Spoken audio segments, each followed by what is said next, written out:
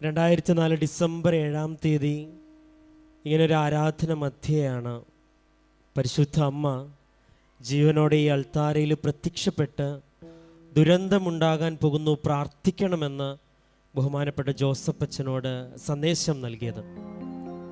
ഇന്ന് വർഷങ്ങൾക്കിപ്പുറം അനേകരുടെ ജീവിതത്തിലുണ്ടായ ദുരന്തങ്ങളെയും ബുദ്ധിമുട്ടുകളെയും എല്ലാം അമ്മ കനിവോടെ സഹായിച്ച് മധ്യസ്ഥ സഹായം നൽകി ജീവിതത്തിലേക്ക് തിരികെ പിടിക്കുന്ന വലിയ അനുഭവത്തിൻ്റെയും അനുഗ്രഹത്തിൻ്റെയും സാക്ഷ്യങ്ങൾ, സമ്മാനങ്ങൾ പോലെ നൽകുന്ന ഒരു അൾത്താരയുടെ ചുറ്റുമാണ് നമ്മളായിരിക്കുന്നത്.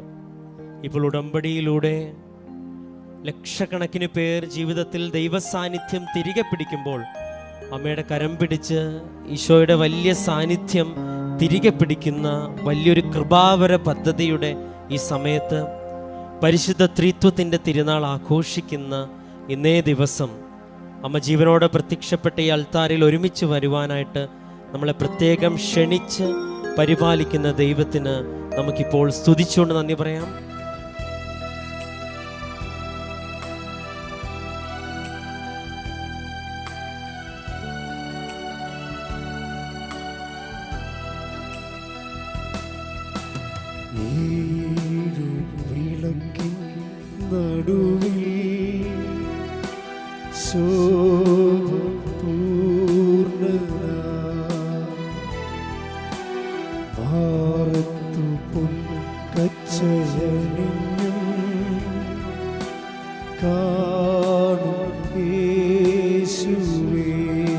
നമുക്ക് ഒരുമിച്ച് പാടാം.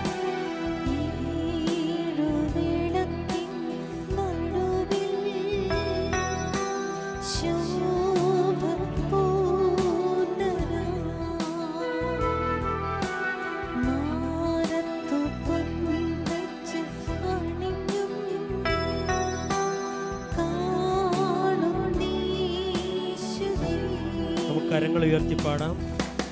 ആദ്യനും അന്ത്യനും നീ മാത്രമേ യേശുവേ, സ്തുതികൾക്കും പുകഴ്ചയ്ക്കും യോഗ്യനേ യേശുവേ.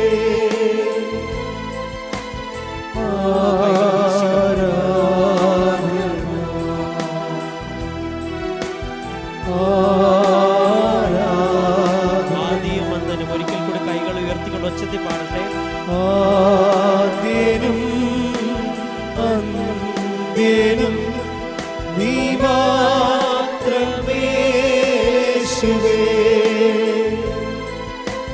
സ്തുതികൾക്കും പുകഴ്ചയ്ക്കും യോഗ്യനേ യേശുവേ.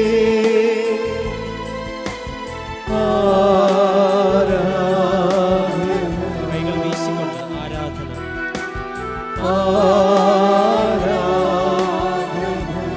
നമുക്ക് സ്തുതിച്ച് പ്രാർത്ഥിക്കാം. ഹല്ലേലൂയ ഹല്ലേലൂയ ഹല്ലേലൂയ യേശുവേ ഹല്ലേലൂയ യേശുവേ സ്തുതിക്കട്ടെ സ്തുതിക്കട്ടെ. ഹല്ലേലൂയ ഹല്ലേലൂയ ഹല്ലേലൂയ യേശുവേ ആരാധന ആരാധന.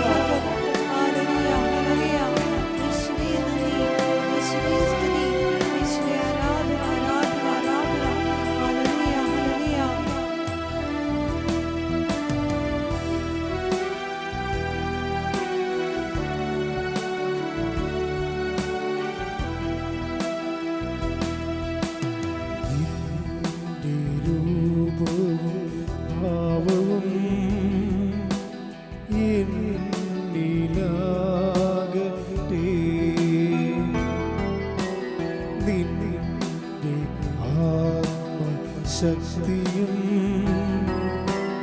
എന്നിൽ കവിഞ്ഞിടട്ടെ.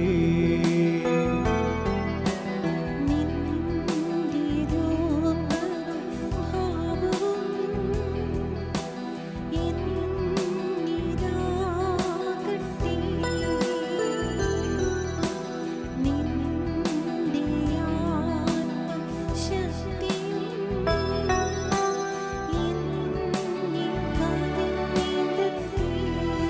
കൈകൾ ഈശോയിലേക്ക് നീട്ടി പിടിച്ചുകൊണ്ട് ആദ്യനും അന്ത്യനും നീ മാത്രം യേശുവേ. സ്തുതികൾക്കും പുകഴ്ചയ്ക്കും യോഗ്യനേ യേശുവേ.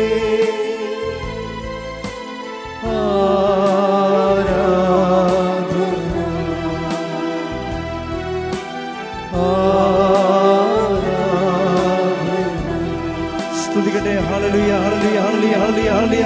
യേശുവേ സ്തുതി, യേശുവേ ആരാധന, ആരാധന. ഹല്ലേലൂയ ഹല്ലേലൂയ. ആരാധന ആരാധന. യേശുവേ ശക്തിയോടെ സ്തുതിക്കട്ടെ. ഹല്ലേലൂയ ഹല്ലേലൂയ ഹല്ലേലൂയ. യേശുവേ നന്ദി നന്ദി. ഹല്ലേലൂയ. ആരാധന ആരാധന.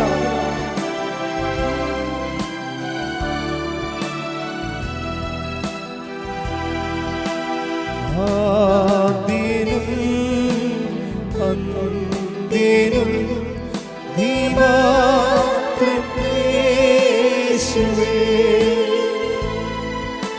സ്തുതികൾക്കും പുകഴ്ചയ്ക്കും യോഗ്യനേ യേശുവേ.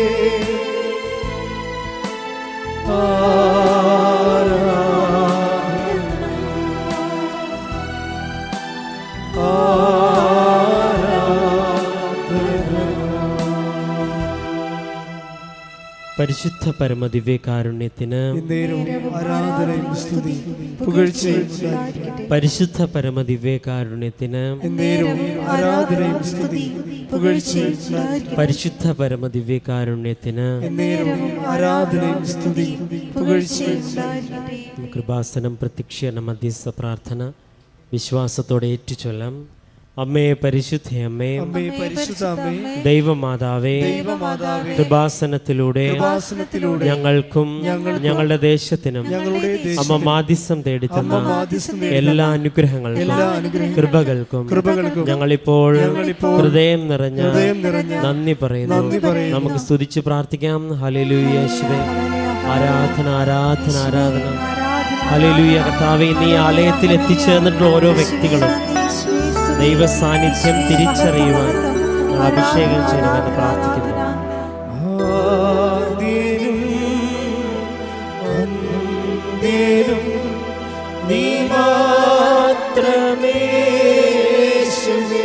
കരങ്ങൾ ഉയർത്തിക്കൊണ്ട് പാടാം.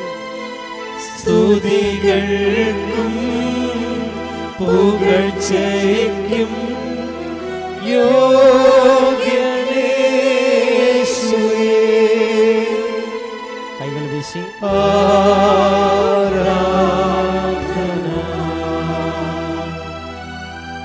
ആരാധന. പരിശുദ്ധ പരമദിവ്യകാരുണ്യത്തിന് ആരാധനയും സ്തുതിയും പുകഴ്ചയും ഉണ്ടായിരിക്കട്ടെ. പരിശുദ്ധ പരമദിവ്യകാരുണ്യത്തിന് ആരാധനയും സ്തുതിയും പുകഴ്ചയും ഉണ്ടായിരിക്കട്ടെ. പരിശുദ്ധ പരമദിവ്യകാരുണ്യത്തിന് ആരാധനയും സ്തുതിയും പുകഴ്ചയും ഉണ്ടായിരിക്കട്ടെ.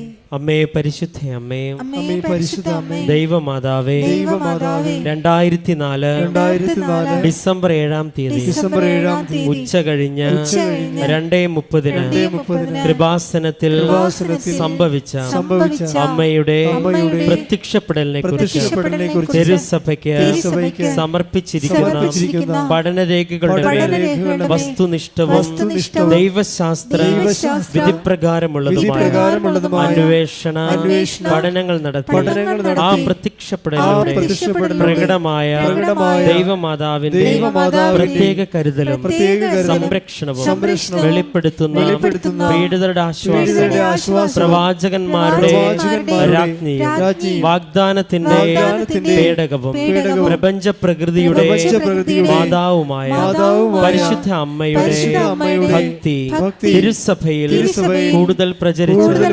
ജീവിതത്തിന്റെ ദുരിത ദുരന്ത അവസ്ഥകളിൽ അകപ്പെട്ടു കഴിയുന്ന അനേകായിരം മക്കൾക്ക് ദൈവത്തിന്റെ സാന്നിധ്യവും സന്ധിപ്പും കൂടുതൽ അനുഭവിക്കുകയും ആത്മീയ വിശുദ്ധിയും ദൈവശക്തിയും കൈവരിക്കുവാൻ ഞങ്ങളുടെ കുടുംബങ്ങളെ ഇടയാക്കണമേ. നമുക്ക് സ്തുതിച്ച് പ്രാർത്ഥിക്കാം. ഹല്ലേലൂയ. യേശുവേ ആരാധന. കർത്താവേ, ഞങ്ങളുടെ പരിശുദ്ധാത്മാവിനെ അയച്ച് ഞങ്ങളെ ശക്തിപ്പെടുത്തണമേ എന്ന് പ്രാർത്ഥിക്കുന്നു. കർത്താവേ, ഞങ്ങളുടെ ഈ കൂട്ടായ്മയെ ദൈവാനുഭവം നൽകി സ്ഥിരീകരണങ്ങൾ നൽകി അഭിഷേകം നൽകി അനുഗ്രഹിക്കണമേ.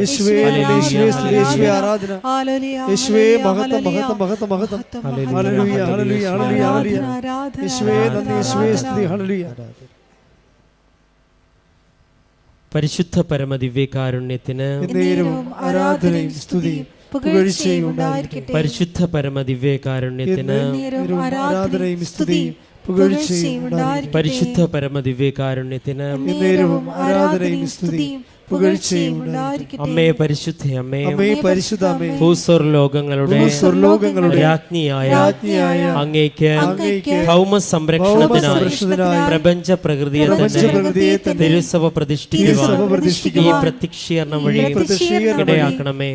പരിശുദ്ധ അമ്മേ, ജപമാല മാതാവേ, സകല കൃപാസന പ്രാർത്ഥനകളോട് ചേർത്ത് ഞങ്ങളിപ്പോൾ പ്രാർത്ഥിക്കുന്ന ഈ സമൂഹത്തിന്റെ പ്രത്യേക നിയോഗങ്ങളും നമുക്ക് മൗനമായി നമ്മുടെ നിയോഗങ്ങൾ സമർപ്പിച്ച് പ്രാർത്ഥിക്കാം.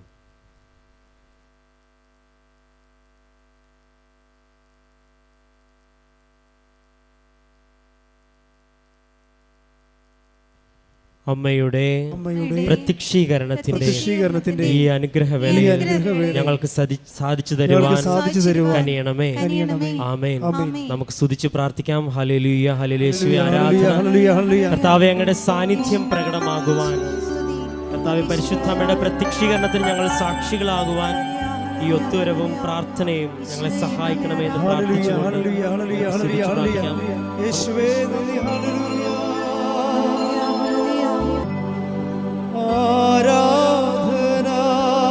കൈകൾ ഉയർത്തിക്കൊണ്ട്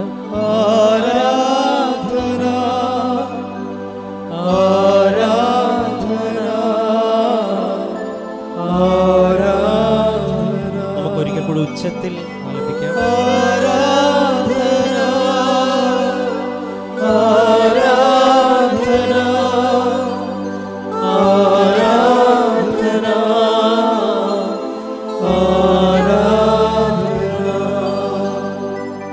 തുല്യം ചൊല്ല ആരുമില്ലേ അങ്ങേ പോലെ യേശുവേ.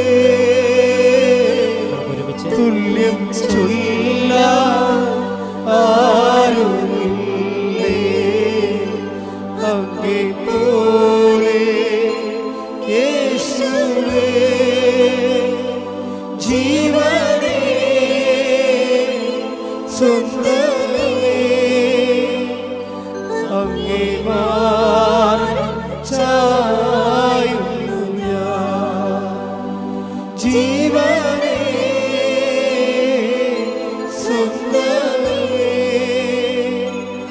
അങ്ങേ മാർഗ്ഗം ചായുന്നു ഞാൻ. കൈകൾ ഉയർത്തി പാടാം. ആരാധന ആരാധന ആരാധന ആരാധന. ഉച്ചത്തിൽ ആലപിക്കട്ടെ. ആരാധന ആരാധന ആരാധന ആരാധന. പരിശുദ്ധ പരമദിവ്യകാരുണ്യത്തിന് നേരവും സ്തുതിയും പുകഴ്ചയും ഉണ്ടായിരിക്കട്ടെ. പരിശുദ്ധ പരമദിവ്യകാരുണ്യത്തിന് നേരവും ആരാധനയും സ്തുതിയും പുകഴ്ചയും ഉണ്ടായിരിക്കട്ടെ. എൻ്റെ പ്രിയപ്പെട്ടവരെ,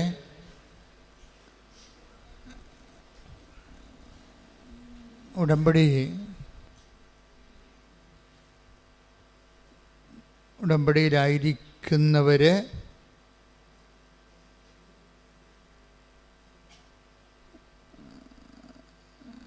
വളരെ സൂക്ഷ്മതയുള്ളവരായിരിക്കണം.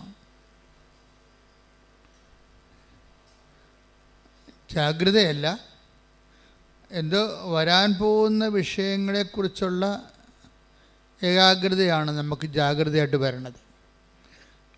സൂക്ഷ്മത എന്ന് പറഞ്ഞത് ജാഗ്രതയല്ല, അത് സംഭവിച്ചുകൊണ്ടിരിക്കുന്ന വിഷയങ്ങളെക്കുറിച്ചുള്ള ഒരു അവബോധമാണ്, അവെയർനെസ്സാണ്.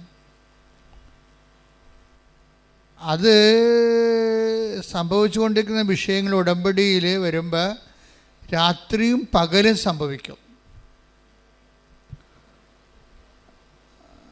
നമ്മൾക്ക് ഉണർച്ചയുള്ളപ്പോഴും ഉണർച്ചയില്ലാത്തപ്പോഴും ഉടമ്പടി ലൈവാണ്. അതുകൊണ്ടാണ് എപ്പോഴും ഉടമ്പടിയിൽ വരുന്നൊരു വിഷയം സ്വപ്നം. ഇപ്പം തുടങ്ങിയല്ലത്. നിങ്ങൾ ഒരാഴ്ചയിൽ നമ്മൾ ഒരു 2-3 പേരെങ്കിലും തങ്ങൾ കണ്ട സ്വപ്നങ്ങളെക്കുറിച്ച് പിന്നീടത് ആ സ്വപ്നങ്ങളിലൂടെ സഞ്ചരിച്ചപ്പോൾ ദൈവം ആഗ്രഹിച്ച ഇടങ്ങളും ലക്ഷ്യങ്ങളെക്കുറിച്ച് പറയാത്ത സാക്ഷ്യങ്ങളില്ല. ഉടമ്പടി ഒരു സ്വപ്നത്തിൻ്റെ സ്വർഗീയ പദ്ധതിയാണ്. ഏറ്റവും പുതിയ സ്വപ്നത്തിൻ്റെ പദ്ധതി എന്ന് പറയുമ്പോൾ വിൻസിയുടെ സാക്ഷ്യം, ഇന്നലെ പറഞ്ഞ സാക്ഷ്യമാണ്. വിൻസി കോയമ്പത്തൂരാണ്, അവിടെ സെറ്റിൽഡാണ്. അപ്പോഴേ വിൻസിയുടെ ഒരു പ്രശ്നം, അവർ ഒറ്റമുറി വീട്ടിലാണ് താമസിക്കുന്നത്. ഒറ്റമുറി വീട്. ആ വീട്ടിൽ തന്നെ ആ ഒറ്റമുറി തന്നെ ഗ്യാസ്, അപ്പനും അമ്മയും കിടക്കുന്നതും ഈ വിൻസി കിടക്കുന്നതും എല്ലാം ഒരു മുറിയിലാണ്. ഒരു കട്ടില, പിന്നെ ഒരാൾ താഴെയും കിടക്കും. അപ്പോൾ അത്രയും ഒതുങ്ങിയ ഒരു ജീവിതമാണ്. അപ്പോൾ നിങ്ങൾക്ക് ചിന്തിക്കാവുന്നേ ഉള്ളൂ. ശരിക്കും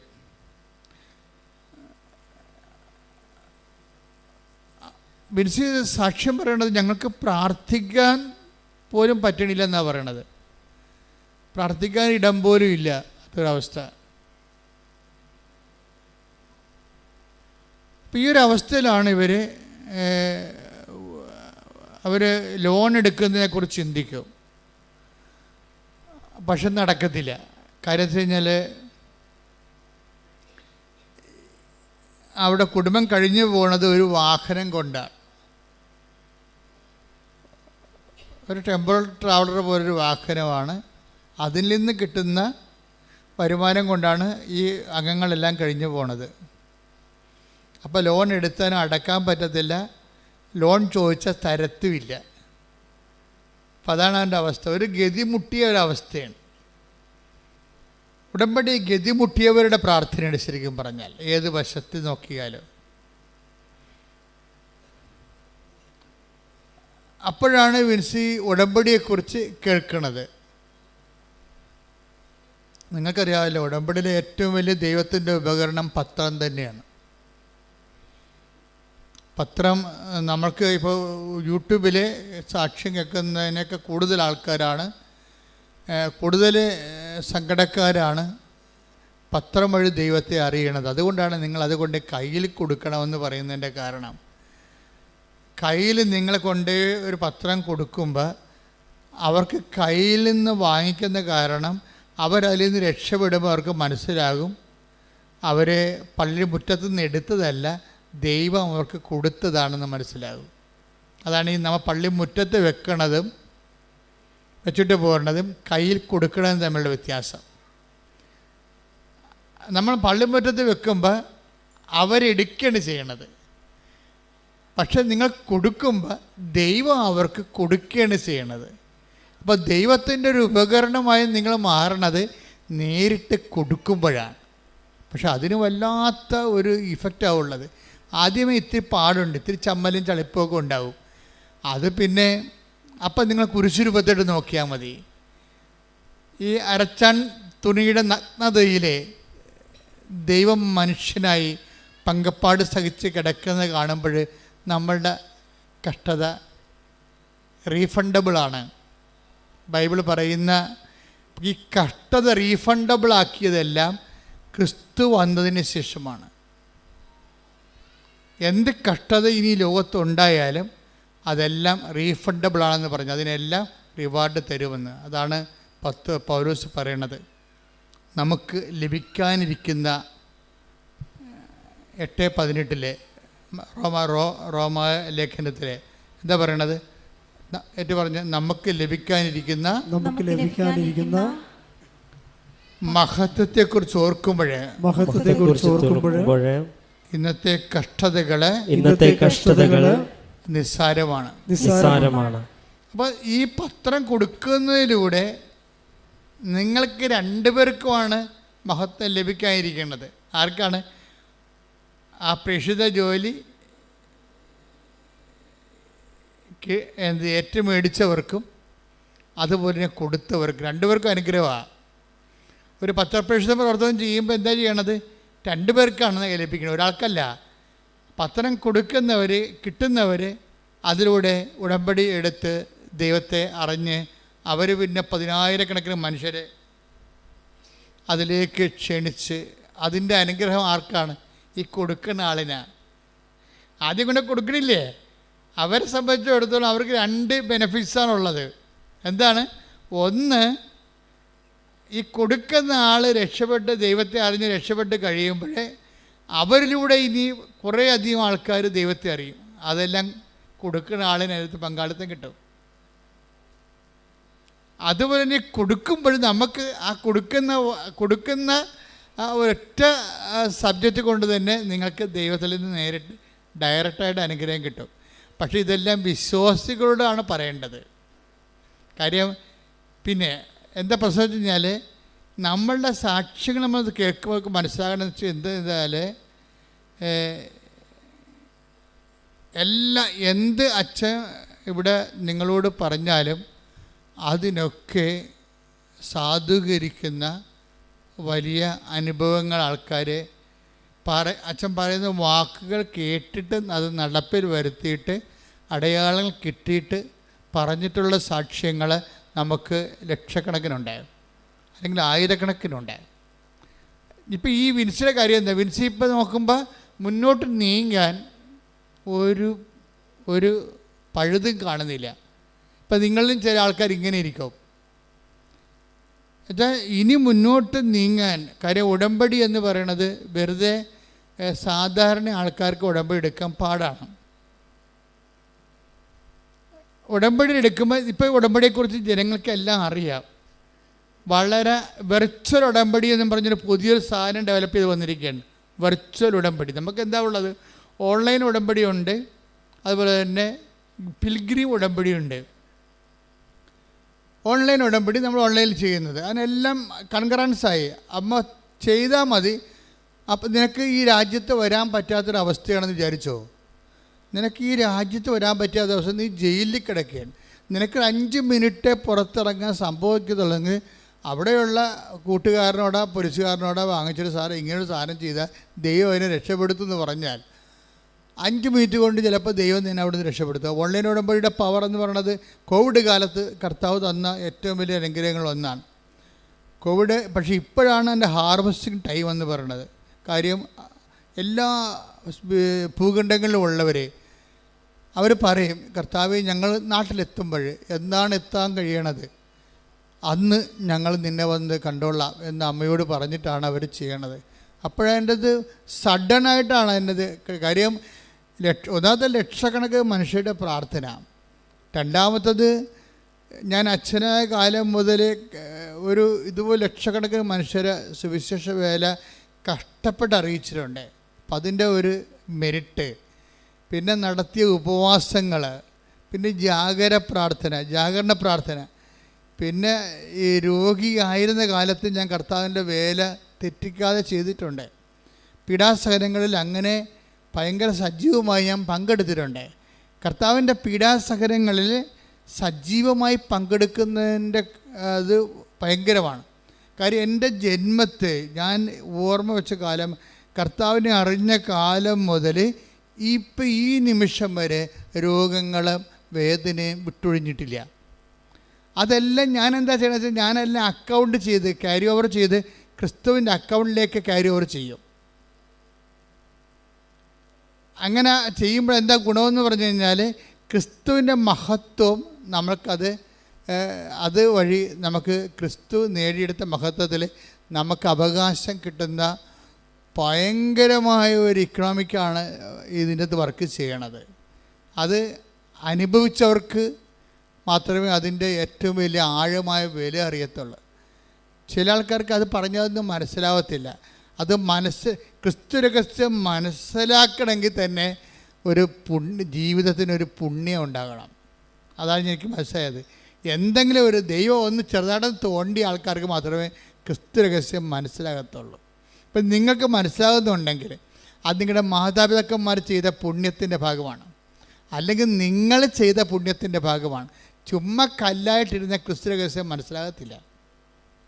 കഴിഞ്ഞ ദിവസങ്ങളിൽ വേറെ ഒരു, അതായത് പ്രിയ ഷൈജുവിൻ്റെ ഒരു സാക്ഷ്യം ഉണ്ടായി. പ്രിയ ഷൈജു വെർച്വൽ ഉടമ്പടിയുടെ ആളാണ്. വെർച്വൽ ഉടമ്പടി എന്ന് പറഞ്ഞാൽ എന്താ വെച്ച് കഴിഞ്ഞാൽ, ഓൺലൈൻ ഉടമ്പടിക്ക് മുമ്പ് ആൾക്കാരെടുക്കണത് തീർത്ഥാടന ഉടമ്പടിക്ക് മുമ്പ് എടുക്കുന്ന സംഭവമാണ്. അവർ കൃപാസനത്തിൽ പോയി ഉടമ്പടി എടുക്കണമെന്ന് അവർ തീരുമാനിക്കും. ഞാൻ സാക്ഷ്യങ്ങളിൽ നിന്നാണ് ഈ വെർച്വൽ ഉടമ്പടി കണ്ടുപിടിച്ചത്.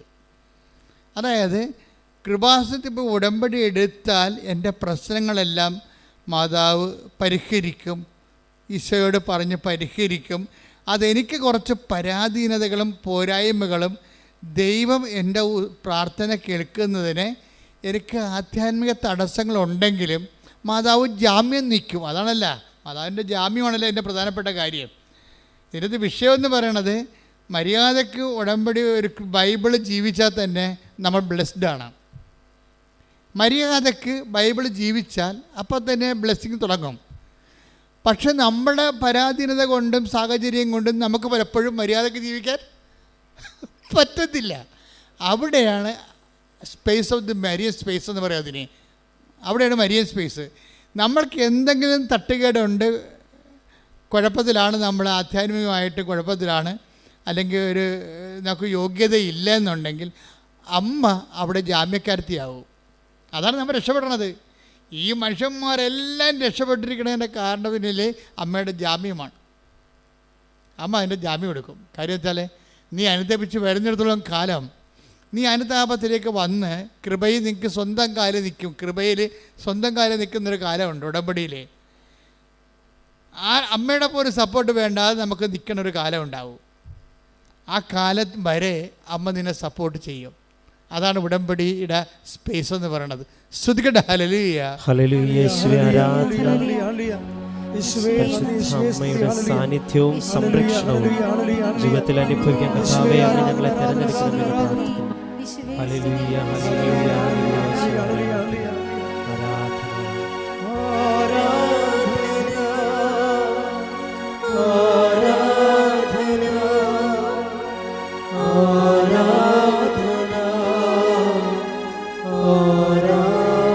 കരങ്ങൾ ഉയർത്തി വീശിക്കൊണ്ട് പാടാം. ആരാധന, ആരാധന, ആരാധന, ആരാധന.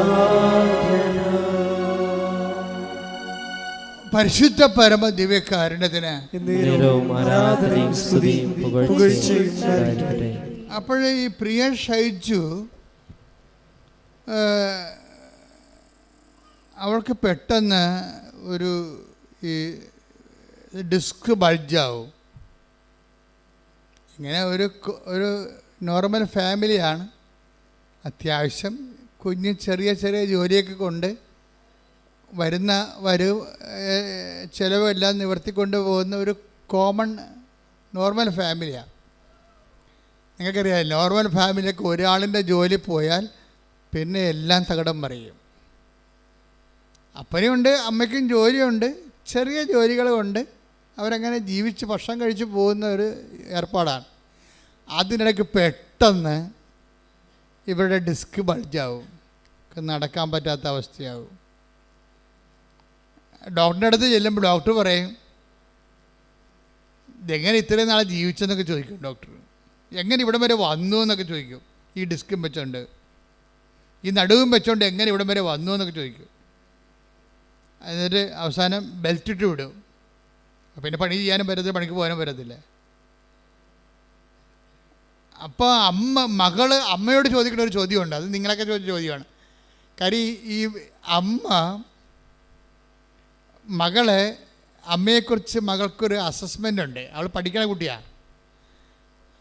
അമ്മ ഒരുവിധം പ്രാർത്ഥിക്കുകയും ദൈവത്തിന് ഒപ്പിച്ച് ജീവിക്കുകയും ചെയ്യുന്ന ആളാണ്. പക്ഷെ എന്നാലും ദൈവത്തിന് വേണ്ടി ദൈവത്തിൻ്റെ കൂടെ ജീവിക്കണ പോലെ ജീവിച്ചിട്ടും ഡിസ്ക് അകന്നുപോയി, നടക്കാൻ പറ്റാത്ത ബെൽറ്റിട്ട് നടക്കേണ്ടി വന്ന്. അപ്പം മകൾ ചോദിക്കും, ഇത്രയും കണ്ട അമ്മ ദൈവമേ എന്ന് പറഞ്ഞ് നടന്നിട്ട് നടുവ് പോയില്ല എന്ന് പറയും. എന്നിട്ട് ഒരു ദിവസം അവൾ സങ്കടത്തോടെ അമ്മയോട് ചോദിക്കും, അമ്മ നമ്മൾ ഇത്രയും ദൈവത്തെ വിളിച്ച്, അല്ല നമ്മളല്ല, അമ്മ ഇത്രയും ദൈവത്തെ വിളിച്ചിട്ടും ഇത്രയും ക്ലേശങ്ങൾ അമ്മയ്ക്ക് വരുന്നത് എങ്ങനെയാണെന്ന് ചോദിക്കും. അമ്മ ഇത്രയും ദൈവത്തെ വിളിച്ചിട്ടും ഇത്രയും ക്ലേശങ്ങൾ അവൾക്ക് അത് ടാലി ആകണില്ല. എല്ലാവരും ദൈവത്തെ വിളിക്കണത് എന്തിനാ? നമ്മുടെ ക്ലേശങ്ങളൊക്കെ മാറിയിട്ട് സമാധാനത്തോടെ ജീവിക്കാൻ വേണ്ടിയാണ്. അമ്മ ഇതൊക്കെ ചെയ്യുന്നുണ്ട്, പക്ഷെ അമ്മയുടെ ക്ലേശം മാറണില്ല. പുതിയ ക്ലേശങ്ങൾ ഉണ്ടാവുന്നത്. അപ്പോൾ ഇവൾക്കത് മനസ്സിലാവണില്ല. അവൾ കൊച്ചല്ലത്, പക്ഷെ അവൾക്കത് മനസ്സിലാവണില്ല. അപ്പം ഞാനും വലുതാകുമ്പോൾ ദൈവത്തെ വിളിക്കാനൊക്കെ അവൾക്ക് ആഗ്രഹമുണ്ട്, പക്ഷേ വിളിച്ചാളിൻ്റെ അവസ്ഥ ഇതല്ലേ. അതാണ് പ്രശ്നം. വിളിച്ചാളിൻ്റെ അവസ്ഥ ഇതല്ലേ. ഇപ്പം ഞാൻ കൂടി വിളിച്ചിട്ട് എൻ്റെ നടുവ് കൂടി പോകണമെന്നാണ് അവൾ ചോദിക്കുന്നത്. ഞാനും കൂടി വിളിച്ചിട്ട് ദൈവത്തെ വിളിച്ചിട്ട് എൻ്റെ നടുവും കൂടി പോകണത്. അപ്പോൾ ഈ അമ്മ മകളോട് പറയും, മോളെ അതേ നമ്മളെ ദൈവം അഗ്നിശോധന ചെയ്യുകയാണ്. എന്ന് വെച്ച് കഴിഞ്ഞാൽ സ്വർണം ഉലയിലിട്ട് കഴിഞ്ഞാൽ അത് തിളങ്ങും. അങ്ങനെ നമ്മുടെ കറകൾ കളഞ്ഞെടുക്കുകയാണ്. അപ്പോൾ എന്നിട്ട് ഇത് പറഞ്ഞിട്ട് അവൾക്കത് മനസ്സിലായില്ല. എന്നിട്ട് അവൾ ഈ കറ കളഞ്ഞിട്ട് ഇത് എന്തിനാണെന്നുള്ളതാണ്, ഇത് പണയം വെക്കാൻ പോണ വിൽക്കാൻ പോണെന്നുള്ള അവൾ ചിന്തിക്കണത്. ഇനി നമ്മൾ സ്വർണ്ണമാണെന്ന് പറഞ്ഞിട്ട് അവൾക്ക് അതിനകത്ത് നമുക്ക് സ്വർണ്ണമാണെന്ന് പറഞ്ഞാൽ നടുവിലല്ല. ഇപ്പോൾ കൊച്ചു ചിന്തിക്കണ ആ രീതിയിലാണ്. അവളെ തെറ്റ് പറയാൻ പറ്റത്തില്ല. പക്ഷെ അമ്മയ്ക്ക് അത് മനസ്സിലാകും, നമ്മൾ സ്വർണ്ണമാണെന്നും ദൈവം ഈ സഹനത്തിൻ്റെ തീയിലിട്ടുകൊണ്ട് നമ്മളെ ഉരുക്കി നമ്മളെ ജ്വലിപ്പിച്ച് കറകളഞ്ഞെടുക്കുകയാണെന്ന് അമ്മയ്ക്ക് മനസ്സിലാകുന്ന ദൈവരഹസ്യം കൊച്ചിന് മനസ്സിലാവത്തില്ല. ഇതാണ് ഞാൻ പറഞ്ഞത്, മനസ്സിലാക്കാൻ വേണ്ടി കൃപ വേണമെന്ന് പറയണത്. അമ്മയ്ക്ക് ഒരേ സാധനം തന്നെ, ഒരേ സത്യം തന്നെ അമ്മയ്ക്ക് മനസ്സിലായി, കൊച്ചിന് മനസ്സിലായില്ല. ഇതാണ് ക്രിസ്തുവിനെ മനസ്സിലാക്കാൻ പ്രത്യേക കൃപ വേണമെന്ന് പറയണത്. ഒരേ സമയം തന്നെ വിദ്യാഭ്യാസം കുറഞ്ഞുള്ള അമ്മയ്ക്ക് മനസ്സിലായി, വിദ്യാഭ്യാസമുള്ള മകൾക്ക് ക്രിസ്തുവിനെ മനസ്സിലായില്ല. അപ്പം മനസ്സിലാക്കണമെങ്കിൽ എന്ത് ചെയ്യണം? അതിൻ്റെ ഒരു കൃപ വേണം. കൃപയ്ക്ക് ബൈബിൾ പറയണത് ആകർഷണമെന്നാണ്. നിങ്ങൾക്കൊരു ആകർഷണമില്ലേ? ഇപ്പം അതായത് നോക്കാം, അതായത് യോഹന്നാൻ 6:44 എടുത്ത്, എന്നെ അയച്ച പിതാവ് ആകർഷിച്ചാലല്ലാതെ ഒരുവനും എൻ്റെ അടുക്കിലേക്ക് വരുവാൻ സാധിക്കുകയില്ല. അപ്പോൾ ഇത് പ്രശ്നത്തിൽ നിങ്ങൾക്ക് ഇവിടെ വരാൻ കഴിഞ്ഞിട്ടുണ്ടെങ്കിൽ, ആലപ്പുഴ വരെ വണ്ടി കയറി വരാൻ കുറച്ച് പാടാണ്. അപ്പോൾ നാളെ പോകാം, മറ്റന്നാൾ പോകാം, മഴ മാറട്ടെ, മഴക്കാലം മാറട്ടെ, അങ്ങനെ പല ഇടാകൂടങ്ങൾ നമ്മൾ മാറ്റി വെക്കുമ്പോഴും ചില ആൾക്കാർ ഒന്നും മാറ്റി വെക്കാതെ കണ്ണും പൊട്ടി വരും. ഇതാണ് ആകർഷണം എന്ന് പറയുന്നത്. പിടിയിട്ടില്ലേ? അതെന്താ പറയുക? അത് 6:44 ഒരു യോഹന്നാൻ 6:44 എടുത്ത്. എന്നെ അയച്ച പിതാവ്, ഒന്ന് പറഞ്ഞേ, എന്നെ അയച്ച പിതാവ് ആകർഷിച്ചാലല്ലാതെ ഒരുവനും എൻ്റെ അടുക്കലേക്ക് വരുവാൻ സാധിക്കുകയില്ല. ഈ ആകർഷിപ്പിന് ഇപ്പം നിങ്ങൾ എന്നിട്ട് ഇപ്പോൾ ആകർഷിച്ചതിൻ്റെ പേരിലാണ് നിങ്ങൾ വന്നിരിക്കണത് അല്ലേ? ഈ ആകർഷിപ്പിനെയാണ് പ്രഥമ കൃപയെന്ന് പറയണത്, ബേസിക് ഗ്രേസ് എന്ന് പറയുന്നതിനാണ്. ഈ ബേസിക് ഗ്രേസ് എന്ന് പറയുന്നത് എല്ലാത്തിനും ബേസിക്സ് ഇല്ലേ? ഒരു വീട് കെട്ടണമെങ്കിൽ ആദ്യം ഫൗണ്ടേഷൻ ഇല്ലേ? Foundation grace. ഇപ്പം നിങ്ങൾ ബ്യൂട്ടീഷ്യൻസ് ആണെങ്കിൽ നിങ്ങൾക്കുണ്ട് ഫൗണ്ടേഷൻസ് ഉണ്ട് അല്ലേ? അതുപോലെ തന്നെയാണ് എല്ലാത്തിനും ഒരു ഫൗണ്ടേഷൻ ഉണ്ട്. കൃപയുടെ ഫൗണ്ടേഷൻ എന്ന് പറയുന്നത് ഈ ആകർഷിപ്പാണ്. വൺസ് നിങ്ങൾ ആകർഷിപ്പിക്കപ്പെട്ട് കർത്താവിൻ്റെ അടുത്ത് വന്നു കഴിഞ്ഞാൽ ഫൗണ്ടേഷനായി, എന്താ അടിത്തറയായി. ഇനി കെട്ടിപ്പൊക്കണത് മാതാവ് കെട്ടിപ്പൊക്കിക്കൊള്ളൂ. പ്രധാനപ്പെട്ട കാര്യം എന്താണ്? കാര്യം വീടിൻ്റെ മൊത്തം എസ്റ്റിമേറ്റിൻ്റെ 1/3 ഫൗണ്ടേഷൻ പോകും ചില സമയത്ത്. അതാണ് പ്രശ്നം. ഫൗണ്ടേഷൻ ശരിയായില്ലെങ്കിൽ മൊത്തം ശരിയാകാതെ വരും. അപ്പം അതുകൊണ്ട് നിങ്ങൾ ഇവിടം വരെ എത്തിവിടുമ്പോൾ തന്നെ 33% ഗ്രേസായി, 33% കാര്യങ്ങൾ തീരുമാനമായി. അത് ദൈവത്തോട് അതുകൊണ്ട് നന്ദി പറയണം. പ്രാർത്ഥിച്ച ദൈവമേ ഞങ്ങൾക്ക് ഈ കണ്ണീരിന്റെ കാലത്ത് നിന്റെ സന്നിധാനത്തിൽ എത്തിപ്പെടാൻ ആകർഷണത്തിന്റെ അനുഗ്രഹം നൽകിയതിന് നന്ദി പറയുന്നു. ആകർഷണത്തിന്റെ അനുഗ്രഹം നൽകിയതിന് നന്ദി പറയുന്നു. ശ്രുതിക്കട്ടെ. ആകർഷിക്കുന്നതിനെ ഓർത്ത് ഞങ്ങൾക്ക് നന്ദി പറഞ്ഞു സ്തുതിക്കുന്നു. ഹല്ലേലൂയ, ഹല്ലേലൂയ, യേശുവേ ആരാധന.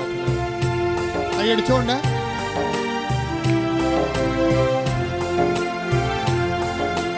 ക്ലേശകാലത്ത്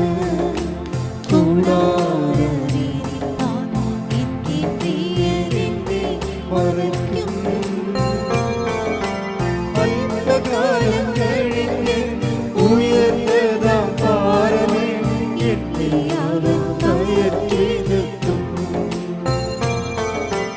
അല്പകാലം കഴിഞ്ഞ് ഉയർന്നതാം പാറമേ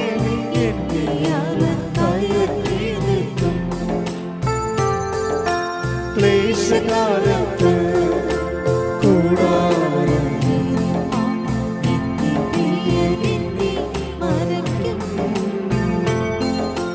അല്പകാലം കഴിഞ്ഞ് ഉയർന്നതാം പാറമേ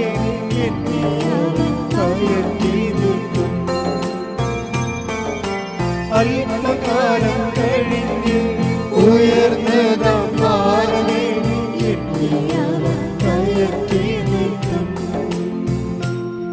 പരിശുദ്ധ പരമ ദിവ്യകാരുണ്യത്തിന്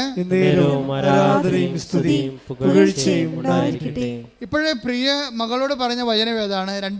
1 പത്രോസിന്റെ 1:7 എടുത്ത് 1 പത്രോസ് 1:7 സ്തുതിക്കട്ടെ. ഹല്ലേലൂയ, ഹല്ലേലൂയ, ഹല്ലേലൂയ, ഹല്ലേലൂയ. യേശുവേ നന്ദി. ഹല്ലേലൂയ, ഹല്ലേലൂയ, ഹല്ലേലൂയ, ഹല്ലേലൂയ. 1 പത്രോസ് 1:7 അഗ്നിശോധനയെ അതിജീവിക്കുന്ന നശ്വരമായ സ്വർണത്തെക്കാൾ വിലയേറിയതായിരിക്കും പരീക്ഷകളെ അതിജീവിക്കുന്ന നിങ്ങളുടെ വിശ്വാസം. പ്രിയ മകളോട് പറയും, മകളെന്താ പറയുന്നത്? നമ്മൾ ഇത്രയും അമ്മ ഇത്രയും ദൈവത്തോട് അടുത്തിട്ടും അമ്മയ്ക്ക് എന്താണ് ഇങ്ങനെ മുടന്തി നടക്കുന്നത്, ഇതുപോലെ ക്ലേശങ്ങൾ വരണതെന്നാണ് ചോദിക്കുന്നത്. അപ്പോൾ അമ്മ മകളോട് പറയുന്ന മറുപടി എന്താണ്? നമ്മളെ അഗ്നിശോധന ചെയ്യുകയാണ്. അഗ്നിശോധന ചെയ്ത് കഴിഞ്ഞാൽ നമ്മളുടെ കറകൾ പോകും, വിശുദ്ധീകരണമാണ് ഇതിൻ്റെ ലക്ഷ്യം എന്ന് പറഞ്ഞിട്ട്, പക്ഷേ ആ വചനം മകൾക്ക് മനസ്സിലാകണില്ല. ഈ മനസ്സിലാകാൻ വേണ്ടിയാണ് ശരിക്കും പറഞ്ഞാൽ. എന്തുകൊണ്ടാണ് മനസ്സിലാകാത്തതിൻ്റെ കാരണം എന്താണ്? അവൾക്ക് ആകർഷിപ്പില്ല. യോഹന്നാൻ 6:44 എന്താണ്? ക്രിസ്തുവിനെ മനസ്സിലാകണമെങ്കിൽ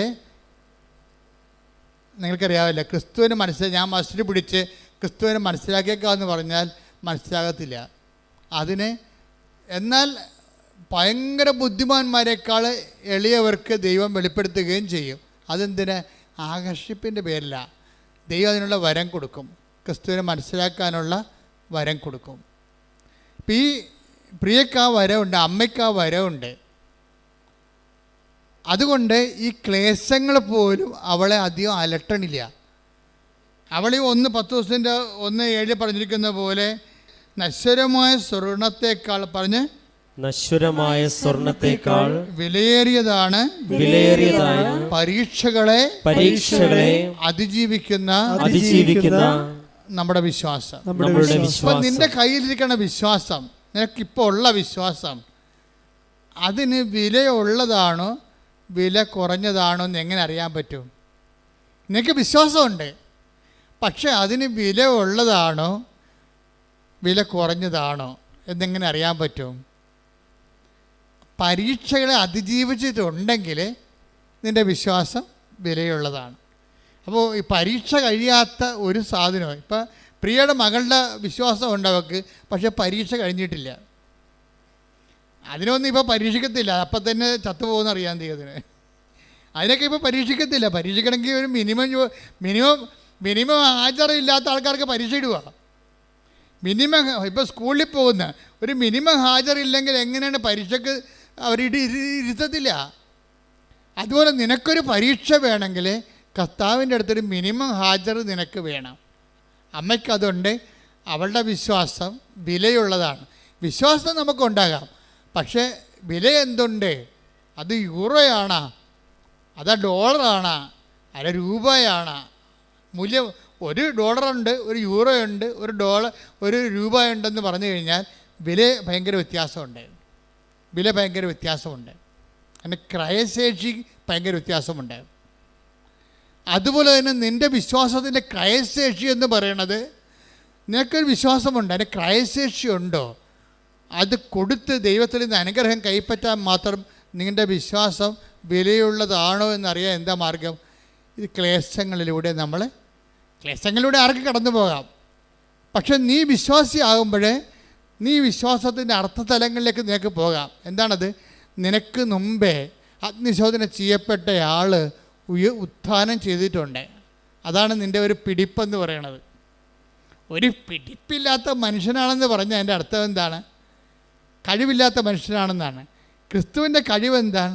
നിനക്കും എനിക്കും മുമ്പേ അഗ്നിശോധന ചെയ്യപ്പെട്ടിട്ട് അതിലൂടെ അവൻ ഉത്ഥാനം ചെയ്തിട്ട് ഇന്നും നമ്മുടെ കൂടെ ജീവിച്ചുകൊണ്ട് നമ്മൾ അവനെ ദൈവമെന്ന് വിളിച്ച് യേശു കർത്താവെന്ന് ഏറ്റുപറഞ്ഞ് നദരം കൊണ്ട് ഏറ്റുപറയുമ്പോഴേ ദൈവം അവനെ മരിച്ചോർന്ന് ഉയർപ്പിച്ചെന്ന് ഹൃദയത്തിൽ വിശ്വസിക്കുമ്പോൾ അവൻ നേടിയെടുത്ത കൃപ, രക്ഷ നമ്മൾക്ക് ഇന്നും പ്രാപിക്കാൻ കഴിയുന്നുണ്ട്.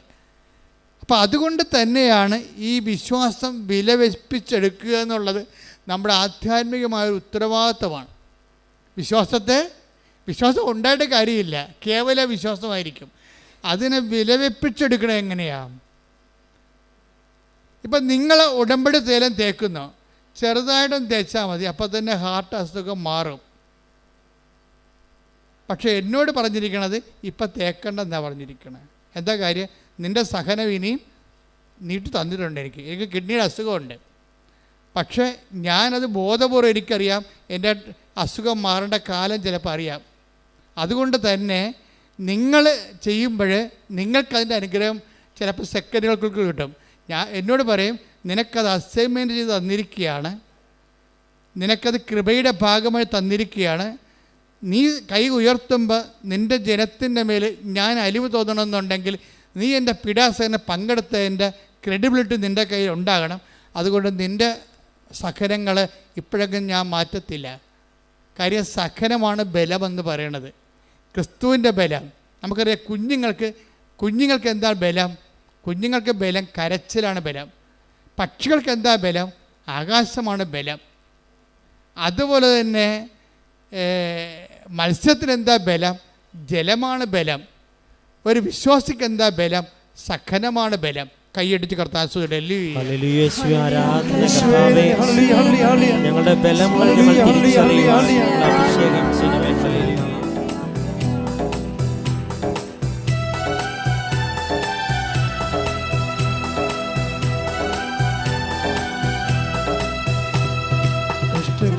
സാരമില്ല, കണ്ണുനീർ സാരമില്ല, കഷ്ടങ്ങൾ സാരമില്ല, കണ്ണുനീർ സാരമില്ല. നിത്യതേജസ്സിൻ ഘനമോർത്തിടുമ്പോൾ ഞൊടി നേരത്തേക്കുള്ള കഷ്ടങ്ങൾ സാരമില്ല, കണ്ണുനീർ സാരമില്ല. നിത്യതേജസ്സിൻ ഘനമോർത്തിടുമ്പോൾ ഞൊടി നേരത്തേക്കുള്ള കഷ്ടങ്ങൾ സാരമില്ല. സന്തോഷത്തോടെ സ്വരത്തിൽ പാടുക, കൈയടിച്ചോട്ടെ. കണ്ണുനീർ സാരമില്ല. നിത്യതേജസ്സിൻ ഘനമോർത്തിടുമ്പോൾ ഞൊടി നേരത്തേക്കുള്ള കഷ്ടങ്ങൾ സാരമില്ല, കണ്ണുനീർ സാരമില്ല. പരിശുദ്ധ പരമ ദിവ്യകാരുണ്യത്തിന് എന്നേരവും ആരാധനയും സ്തുതിയും പുകഴ്ചയും ഉണ്ടായിരിക്കട്ടെ. അപ്പോഴാകപ്പാടെ ഒരു വല്ലാത്ത ഒരു അലൈൻമെൻ്റ് എല്ലാം തെറ്റിപ്പോയി.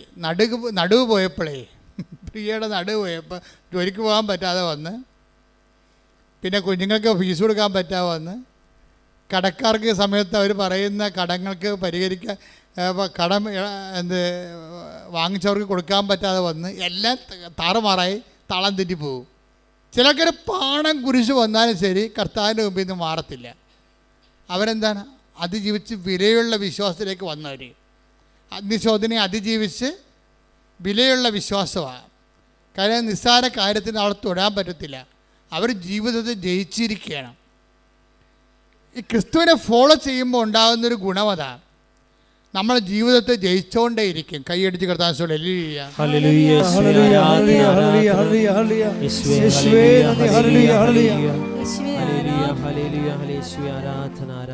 പരിശുദ്ധ പരമ ദിവ്യകാരുണ്യത്തിന് ആരാധനയും സ്തുതിയും പുകഴ്ചയും ഉണ്ടായിരിക്കട്ടെ. അപ്പം നമ്മുടെ സബ്ജക്റ്റ് എന്താ? വെർച്വൽ കവനൻ്റ് ആണ് നമ്മുടെ സബ്ജക്റ്റ്. വെർച്വൽ ഉടമ്പടി എന്ന് വെച്ചാൽ പിൽഗ്രിം ഉടമ്പടിയല്ല, ഓൺലൈൻ ഉടമ്പടിയല്ല. എന്താ ഇവരുടെ പ്രശ്നം വെച്ച് കഴിഞ്ഞാൽ, ഇവർക്ക് കൃപാസനത്തിൽ വരാൻ വേണ്ടി ഈ പ്രിയ തീരുമാനിക്കും, പക്ഷെ വരാനുള്ള പാങ്ങില്ല, സമയം വെക്കണില്ല. ചിലപ്പോൾ സാമ്പത്തിക വിഷയമായിരിക്കാം. അവർക്ക് വരാൻ ആഗ്രഹമുണ്ട്, ഭയങ്കര ആഗ്രഹമുണ്ട്. ഉടമ്പടിയെക്കുറിച്ചൊക്കെ അവൾ പഠിച്ചിട്ടുണ്ട്, കേട്ടിട്ടുണ്ട്, മനസ്സിലാക്കിയിട്ടുണ്ട്, ആൾക്കാർ പറയുന്ന സാക്ഷ്യങ്ങളൊക്കെ കേട്ടിട്ട്. അതുകൊണ്ട് വീട്ടിൽ ഇരുന്ന് സ്വന്തമായിട്ട് ഈ ഏകലവ്യനെ പോലെ അസ്ത്രവിദ്യ പഠിക്കും. അതാ ഏകലവ്യൻ ഗുരുവില്ലാതെ പഠിക്കും. ഗുരുവില്ലാതെ അസ്ത്രവിദ്യ പഠിച്ചിട്ട് അല്ല ദ്രോണാചാര്യർ ഗുരുദക്ഷിണ ചോദിക്കണത് കൈമുറിച്ചോണ്ട് പോകാൻ. അപ്പോൾ വീട്ടിൽ ഇരുന്ന് ഇവള് ഉടമ്പടി പാലിച്ച് ജീവിക്കും. ഇവിടെ വന്നിട്ടില്ല, ഓൺലൈൻ ഉടമ്പടി എടുക്കാൻ അറിയത്തില്ല, വെർച്വൽ ഉടമ്പടി. എന്നാൽ ദൈവമായിട്ട് ഈ സഹനത്തിൻ്റെ കാലത്ത് വിശുദ്ധിയോടെ ജീവിക്കാനുള്ള വചനം വായിക്കും, പറ്റുന്നവരൊക്കെ സഹായിക്കും, പ്രാർത്ഥിക്കേണ്ട പ്രാർത്ഥന നോക്കിയെടുത്തിട്ട് തന്നെത്താൻ പ്രാർത്ഥിച്ചുകൊണ്ടിരിക്കും. അപ്പോൾ ഇത് ഈ വീട്ടിലെ കഷ്ടപ്പാടും അമ്മയുടെ പ്രാർത്ഥനയും കണ്ടപ്പോഴാണ് മകൾ ചോദിച്ചത്, ഇത്രയൊക്കെ പ്രാർത്ഥിക്കണം അമ്മയ്ക്ക് ഇങ്ങനെ സംഭവിച്ചല്ല എന്ന് ചോദിക്കണത്. അവൾക്കത് പിടികിട്ടിട്ടില്ല, ടാലിയാകണില്ല. അനുഭവങ്ങളും ആത്മീയതയും തമ്മിൽ ടാലിയാകാത്ത അവസ്ഥയാണ്. അപ്പോൾ അവർക്കറിയാവുന്ന ഭാഷയിൽ അവൾ മകളെ ഉത്ബോധിപ്പിക്കും, പക്ഷെ മകൾക്ക് അതൊന്നും മനസ്സിലാവത്തില്ല. പിന്നീട് വെർച്വൽ ഉടമ്പടിയുടെ കാലം കഴിയുമ്പോൾ ഇവളുടെ മനസ്സിൽ വെർച്വൽ ഉടമ്പടിക്ക് ഒരു സംഭവം നടക്കും. എന്താ, വെർച്വൽ ഉടമ്പടി കറക്റ്റായിട്ട് പാലിച്ച് ആ ഹോംവർക്ക് ചെയ്ത് കഴിയുമ്പോൾ അവളുടെ സത്യസന്ധത ദൈവത്തിന് മനസ്സിലാകുമല്ലോ. അപ്പോൾ അവൾക്ക് ആന്തരിക ബോധ്യം കൊടുക്കും. പറഞ്ഞു, നീ എന്നാണ് കൃപാസനത്തിൽ വരുന്നത് അന്ന് മുതൽ ഞാൻ നിൻ്റെ വിഷയം ടേക്കപ്പ് ചെയ്യുമെന്ന് പറയും. ആ ഒരു ആന്തരിക ബോധ്യം കൊടുക്കും. അങ്ങനെ ഒരു ദിവസം പ്രിയ കൃപാസനത്തിൽ വരും. കൃപാസനത്തിൽ വന്ന് ആ വരണ സമയത്ത് ഇവിടെ ഇതിൻ്റെ സമയമാകും, അർത്തങ്കിലേക്ക് നടന്നു പോണ റാലിയുടെ സമയമാകും. അപ്പോൾ പറയും, മാതാവേ ഞാനീ നടുവും വെച്ചോണ്ട് എനിക്ക് വരാമെന്ന് ആഗ്രഹമുണ്ട്, പക്ഷേ നടുവും വെച്ചോണ്ട് എങ്ങനെ നടക്കണം, വീട്ടിൽ തന്നെ എനിക്ക് വീട്ടിൽ ജോലി ചെയ്യാൻ പറ്റണില്ല എന്ന് പറയും. അപ്പോഴും മാതാവ് പറയും, നീ നടന്നിട്ടല്ലേ ബാക്കി കാര്യം പറയണമെന്ന് ചോദിക്കും. ഇവിടെ നടക്കാൻ അത് രണ്ടും കൽപ്പിച്ച് റാലിക്ക് വരും. റാലിക്ക് വന്ന് നടക്കണ സമയത്ത് മാതാവ് പറയും, ബെൽറ്റ് ഊരി കളടി എന്ന് പറയും. ഉടനെ ആ സെക്കൻഡിൽ മുമ്പും പുറകും നോക്കാതെ ഇവള് നടുവിൻ്റെ ബെൽറ്റ് എടുത്ത് ഊരി കളഞ്ഞിട്ട് നടക്കാൻ തുടങ്ങും. അത് അർത്ഥെങ്കിൽ അവരെ അങ്ങ് നടക്കും. ഇതാണ് വെർച്വൽ ഉടമ്പടി. അപ്പം നമ്മൾ നേരത്തെ ചെയ്യണ കാര്യങ്ങൾ വിശ്വാസിച്ച് ചെയ്യുമ്പോൾ ആ ചെയ്യുന്ന കാര്യങ്ങളെല്ലാം ദൈവം അതിങ്ങനെ കുറിച്ച് വെക്കണ പോലെയാണ്. എന്നിട്ട് എന്താണ്, ആന്തരിക ബോധ്യം നൽകും. അപ്പോഴേ അവളൊരു പ്രാവശ്യം മകളോട് പറയവേ, അപ്പോൾ ഇവളുടെ പഠനം ശരിയാകുന്നില്ല. ഇവൾ പഠിക്കുന്നുണ്ട്, പക്ഷേ ഇവൾക്ക് പഠനവുമായിട്ട് ഭയങ്കര പ്രശ്നമാണ്. പഠിക്കുന്ന അനുസരിച്ച് മാർക്ക് വീഴുന്നില്ല. വീട്ടിലെ കഷ്ടപ്പാടും എല്ലാം കൊണ്ടാണ് പഠിക്കുന്നുണ്ട്, പക്ഷെ അതനുസരിച്ചുള്ള ശ്രദ്ധിച്ചിട്ട് അതനുസരിച്ചിട്ട് ആൻസർ ചെയ്തിട്ട് ആൻസർ ചെയ്യാൻ പറ്റണില്ല, മാർക്കില്ല. അപ്പോൾ ഉടനെ മകള് വിശ്വാസമില്ലാതെ, അമ്മയുടെ വിശ്വാസം ഉണ്ടെങ്കിലും മകൾക്ക് വിശ്വാസമില്ലെന്ന് പ്രിയക്ക് മനസ്സിലായിട്ട് മാതാവിനോട് പറയും, മാതാവേ ഇവക്ക് വിശ്വാസം കൊടുക്കണം, എന്തെങ്കിലും നീ ചെയ്യണം. എനിക്ക് നടുവില്ലെങ്കിലും, നടു സുഖപ്പെട്ടതിന് മുമ്പുള്ള ഡയലോഗാണിത്, എനിക്ക് നടുവില്ലെങ്കിലും ഞാൻ വിശ്വസിക്കുമെന്ന് നിനക്കറിയാമല്ലോ, പക്ഷേ എൻ്റെ മകൾ വിശ്വസിക്കത്തില്ല, അവൾക്ക് എന്തെങ്കിലും അടയാളം കൊടുക്കണമെന്ന് പറയും. ഉടനെ മാതാവ് 50 എഴുതി കാണിക്കും. ഉടനെ മകളോട് പറയും, നിനക്ക് 60-ൽ 50 മാർക്ക് കിട്ടും. ഉടനെ ഒളിച്ചിരിക്കും. കാര്യം 40 പോലും കിട്ടാനുള്ള സാധ്യത അവൾക്കില്ല, കിട്ടിയ ചരിത്രവും ഇല്ല. പക്ഷേ ഇത് പരീക്ഷ എഴുതും, പരീക്ഷ കുളമായിപ്പോയി. റിസൾട്ട് നോക്കാൻ നേരിട്ട് പോകുമ്പോൾ ഇവളിങ്ങനെ വിശ്വസിക്കണില്ലെങ്കിലും അമ്മയുടെ വാക്കിൽ ഇവൾക്ക് വിശ്വാസമുണ്ട്. അമ്മ പറഞ്ഞല്ല 50 ഞാൻ റിസൾട്ട് നോക്കാൻ പോകണം കേട്ടാന്ന് പറയും. റിസൾട്ട് നോക്കാൻ പോയപ്പോൾ അവിടെ 50 മാർക്ക്. അപ്പോൾ ഇവൾക്ക് സംശയമായി, എൻ്റെ പരീക്ഷ പൊട്ടയിടുന്നല്ല, എനിക്ക് 50 മാർക്ക് കിട്ടാൻ പോകണമെന്ന് അമ്മയ്ക്ക് എങ്ങനെ അറിയാൻ പറ്റുമെന്ന് ചോദിക്കും. എനിക്ക് കിട്ടാൻ പോകുന്ന മാർക്കിനെ കുറിച്ച് അമ്മയ്ക്ക് എങ്ങനെ അറിയാൻ പറ്റും? അപ്പോഴേ അമ്മ പറയും, നിനക്ക് ഇതിനേക്കാൾ വലിയ മാർക്ക് തരാമെന്ന് മാതാവ് എന്നോട് പറഞ്ഞിട്ടുണ്ടെന്ന് പറയും. ഇപ്പം എന്നാ സംഭവിച്ചു? +2 റിസൾട്ട് വന്നപ്പോൾ 600-ൽ 600. ഇതെന്ന് പറയണത് വിലയുള്ള വിശ്വാസത്തിൻ്റെ വിലയാണത്. പഠനത്തിൽ തകർന്ന മകൾക്ക് അവളുടെ മെറിറ്റിലല്ലാതെ അവളെ ഈ മാർക്ക് കിട്ടാനുള്ള കാരണം എന്താ അറിയാമോ? പ്രിയ അമ്മ മാതാവിനോട് പറയും, മാതാവേ അവൾ വിശ്വസിക്കണം.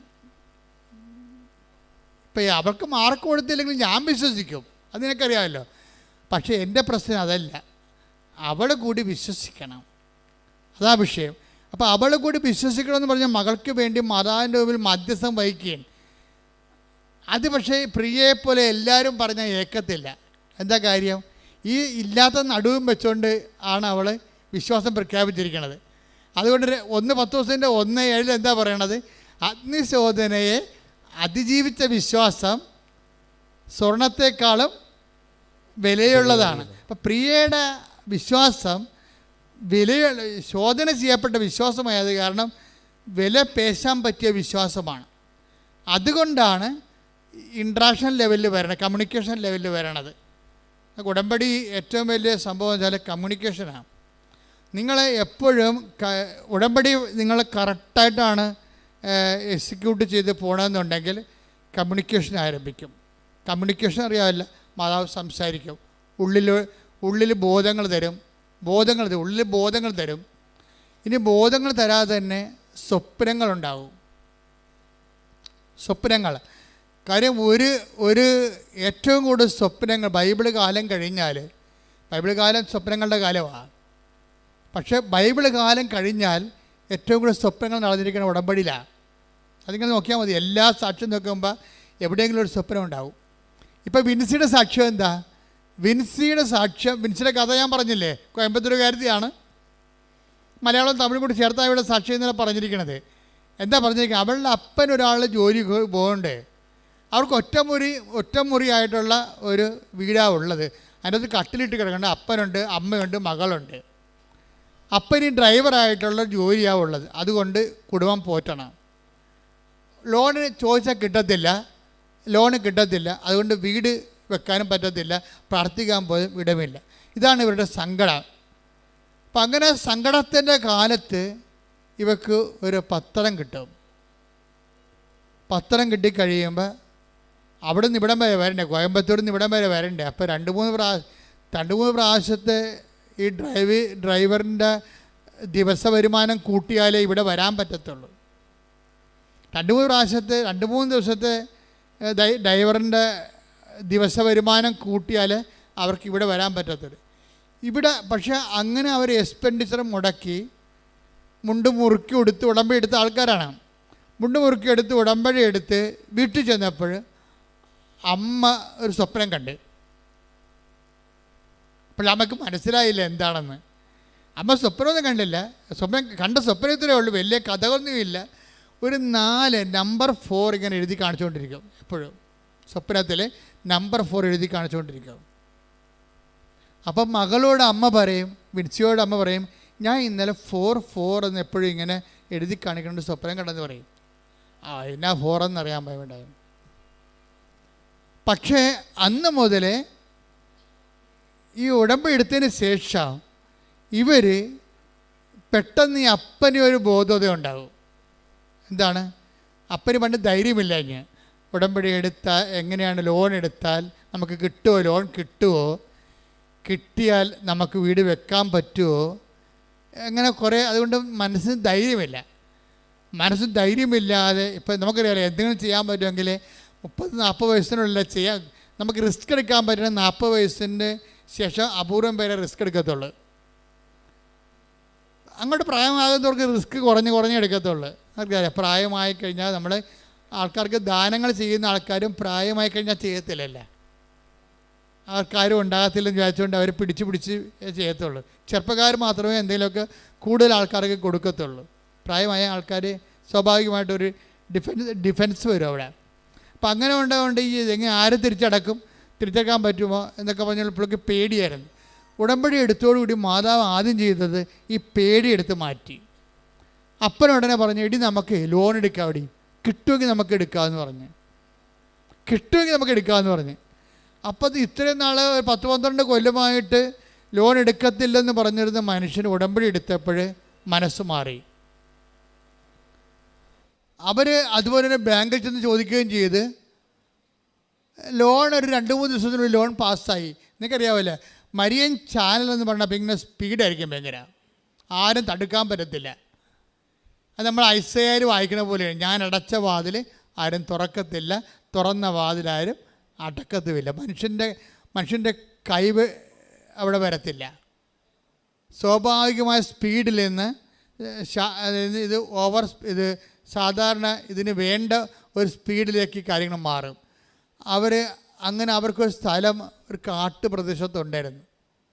അവിടെ ചെന്നിട്ട് അവിടെ സ്ഥലം വെട്ടി വെളുപ്പിക്കുമ്പോൾ അത് അളന്ന് അതിൻ്റെ ലോൺ അനുവദിക്കണമെങ്കിൽ അതിൻ്റെ സ്കെച്ചും പ്ലാനും എഴുതുകയും അളവും ഒക്കെ എടുക്കണ്ടേ.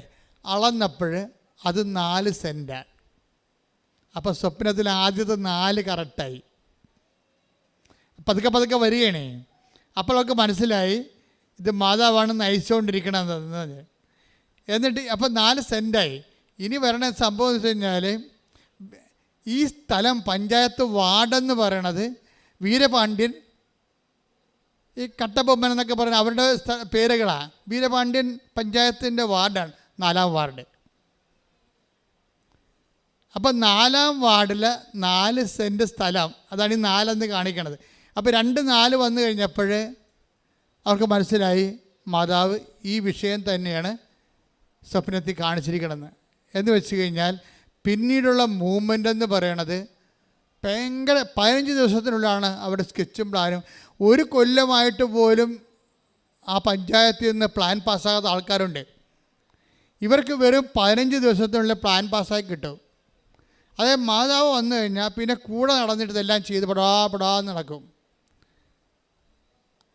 അവർ 1 കൊല്ലത്തിനുള്ളിൽ വീട് വെച്ച് അതിനകത്ത് കയറി താമസിക്കും. പിന്നെ ഒരു 6 മാസത്തിനുള്ളിൽ പഴയ വണ്ടി വിറ്റിട്ട് പുതിയ വണ്ടി എടുക്കും. എന്തൊരു സ്പീഡാണ് ശരിക്കും. പ്രാർത്ഥിക്കാൻ 3 മുറിയും വലിയൊരു ഹോളുമാണ്. നീ ലാവിഷായിട്ട് പ്രാർത്ഥിച്ചോളാൻ പറഞ്ഞിരിക്കുക.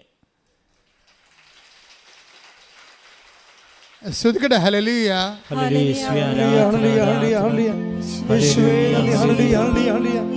യേശുവേ സ്തുതി,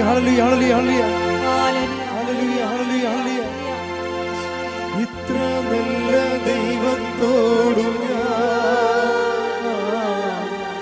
എന്തു ചെയ്തും നന്ദി ചൊല്ലിടും. എന്റെ കൊച്ചു ജീവിതത്തെ ഞാൻ നിന്റെ മുൻപിൽ കാഴ്ചയേകില്ല. ഇത്ര നല്ല ദൈവത്തോടും ഞാൻ ചെയ്തും നന്ദി ചൊല്ലിടും.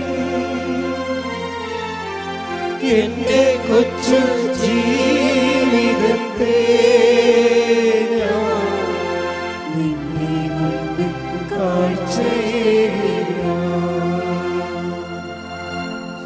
ഈ ആഴ്ചത്തെ മൂന്നാമത്തെ സാക്ഷ്യം എന്ന് പറയണത് രജി ചേച്ചിയുടെ സാക്ഷ്യമാണ്. അവർ ഇടുക്കിയിലാണ്. രജി തോമസിൻ്റെ സാക്ഷ്യം ഇതുപോലെ തന്നെ കമ്മ്യൂണിക്കേഷൻ്റെ സാക്ഷ്യമാണ്. നിങ്ങളെപ്പോഴും എൻ്റെ സബ്ജക്റ്റ് എന്താ? നിങ്ങൾക്ക് സൂക്ഷ്മത വേണമെന്നാണ് എൻ്റെ സബ്ജക്റ്റ്. ഉടമ്പടിയും സൂക്ഷ്മതയും, ജാഗ്രതയല്ല. വരാൻ പോകുന്ന വിഷയങ്ങളെക്കുറിച്ചുള്ള ജാഗ്രതയേക്കാളുപരി പ്രസൻറ്റ് കണ്ടീഷനിൽ വർത്തമാനകാലത്ത് നടന്നുകൊണ്ടിരിക്കുന്ന സംഭവങ്ങളെക്കുറിച്ചുള്ള ശ്രദ്ധ, അതാണ് സൂക്ഷ്മതയെന്ന് പറയണത്. വർത്തമാനകാല ശ്രദ്ധയ്ക്കാണ് ഉടമ്പടിയിൽ സൂക്ഷ്മതയെന്ന് പറയണത്. ഇപ്പം അവരാ നാലിലൂടെ ആ ഒരൊറ്റ നമ്പരേ ഉള്ളൂ. നമ്പറിലൂടെയാണ് ആ മൊത്തം 1.5 കൊല്ലം കൊണ്ട് സംഭവിക്കാൻ പോകുന്ന സംഭവങ്ങളെല്ലാം കാണിക്കുന്നത്. 4 എന്നൊരക്കത്തിലൂടെയാണ് കാണിക്കുന്നത്. പക്ഷേ ആ ചേട്ടത്തിക്ക് അത് കമ്മ്യൂണിക്കേറ്റഡായി. ആദ്യം കമ്മ്യൂണിക്കേറ്റഡ് ആയിട്ടില്ല. അത് അതിൻ്റെ വർക്കിംഗ് കണ്ടീഷൻ്റെ ഫസ്റ്റ് സ്റ്റേജ് കഴിഞ്ഞപ്പോൾ തന്നെ മനസ്സിലായി, മാതാവിൻ്റെ ലൈൻ എന്താണെന്ന് മനസ്സിലായി. ഇതൊരു രജി ചേച്ചിയുടേതും കമ്മ്യൂണിക്കേഷൻ്റെതാണ്. ഉടമ്പടി കവനൻ്റ് കമ്മ്യൂണിക്കേഷൻ. അതുകൊണ്ട് നിങ്ങൾക്ക് എപ്പോഴും ഉടമ്പടി കാലമാകുമ്പോഴേ പഴയതുപോലെ ഇങ്ങനെ വായി നോക്കികളായിട്ട് നടക്കരുത്. ഉടമ്പടി കാലമാകുമ്പോൾ എന്ത് സംഭവിച്ചാലും ശ്രദ്ധിക്കണം. എന്ത് സംഭവിച്ചാലും ദൈവത്തിൻ്റെ നിങ്ങളോടുള്ള കമ്മ്യൂണിക്കേഷൻ ആയിരിക്കും അത്. ആ സംഭവങ്ങളിലൂടെ നിങ്ങൾ എന്ത് സംഭവിക്കുന്ന എല്ലാത്തിനതും ഉണ്ടാകുമോ എന്നറിയത്തില്ല. പക്ഷേ സംഭവിക്കുന്ന വിഷയങ്ങളെല്ലാം ശ്രദ്ധിക്കണം. ആര് വന്നാലും ആര് പോയാലും ഒരു ഫോൺ കോൾ പോലും ശ്രദ്ധിക്കണം. കാരണം കമ്മ്യൂണിക്കേഷൻ ഏത് വഴി ദൈവം ഏത് ഭൗതികമായ സാഹചര്യങ്ങളെയും നിങ്ങളോട് കമ്മ്യൂണിക്കേറ്റ് ചെയ്യാൻ വേണ്ടി ഉപയോഗിക്കും. ഇപ്പോൾ രജി ചേച്ചിയുടെ പ്രശ്നം എന്ന് വെച്ച് കഴിഞ്ഞാൽ മകൾക്ക് കാനഡയിൽ പോയി പഠിക്കണം, വിദേശത്ത് പഠിക്കണം. അവിടെ കയ്യിൽ 5 പൈസ ഇല്ല. അവരുടെ കയ്യിലുള്ള ആകെപ്പാട് അവിടെ ഉടമ്പടി ചെയ്തിരിക്കുന്നത് മകൾക്ക് വിദേശ ജോലി വേണം, അതിന് 10-20 ലക്ഷം രൂപ വേണം. ആ ലക്ഷം രൂപയ്ക്ക് അവർ കണ്ടിരിക്കുന്ന വാഗ് കാട് പിടിച്ച് കിടക്കണ ഒരു പുരയുടെ വാ. ആ പുരയിടം ഇടുക്കിയിലാണ് സ്ഥലം. അപ്പം മല അടിവാരത്തായിരിക്കുമല്ലോ, അത് കാട് പിടിച്ച് കിടക്കുകയാണ്. അപ്പോൾ ആ പുരയിടം വിൽക്കണം. അപ്പോൾ കാട് പിടിച്ച് കിടക്കണ കാരണം വിൽക്കാനും ചിലപ്പോൾ സമയത്ത് പാടായിരിക്കും. ഇപ്പം കൃഷിയൊക്കെ കുറച്ച് നഷ്ടത്തിലൊക്കെ പോണ കാരണം ചില സമയത്ത് അതിനൊരു മടുപ്പ് തോന്നുന്നത് ശരിക്കും. അപ്പോൾ അതൊരു മെരിറ്റ് കുറവാണ്. മെരിറ്റ് ഇല്ലെങ്കിൽ പിന്നെ എന്താണ് സംഭവം? Not by merit but by grace. അതാണ് ഉടമ്പടിയുടെ പ്രഖ്യാപിതമായ ഒരു ഓപ്പറേഷൻ ഫോർമുല. അതാണ് അത് ബൈബിളിൻ്റെ മൊത്തം ഓപ്പറേഷൻ ഫോർമുല അങ്ങനെയാണ്. അപ്പോൾ മെരിറ്റ് പോയാലാണ് നമ്മൾ ഉടമ്പടി എടുക്കേണ്ടി വരണത്. ഗ്രേസിന് വേണ്ടിയാണ് ഈ ഉടമ്പടി എടുക്കുന്നത്. ആ ഗ്രേസ് ഫില്ല് ചെയ്യാൻ വേണ്ടി, ഗ്രേസ് ഉൽപ്പാദിപ്പിക്കാൻ വേണ്ടി ഉടമ്പടിയിൽ കുറേ ഇവാഞ്ചലൈസേഷൻ, ഗ്രേസ് കിട്ടാൻ പറ്റിയ കുറേ അധികം ഫോർമുലയുണ്ട്.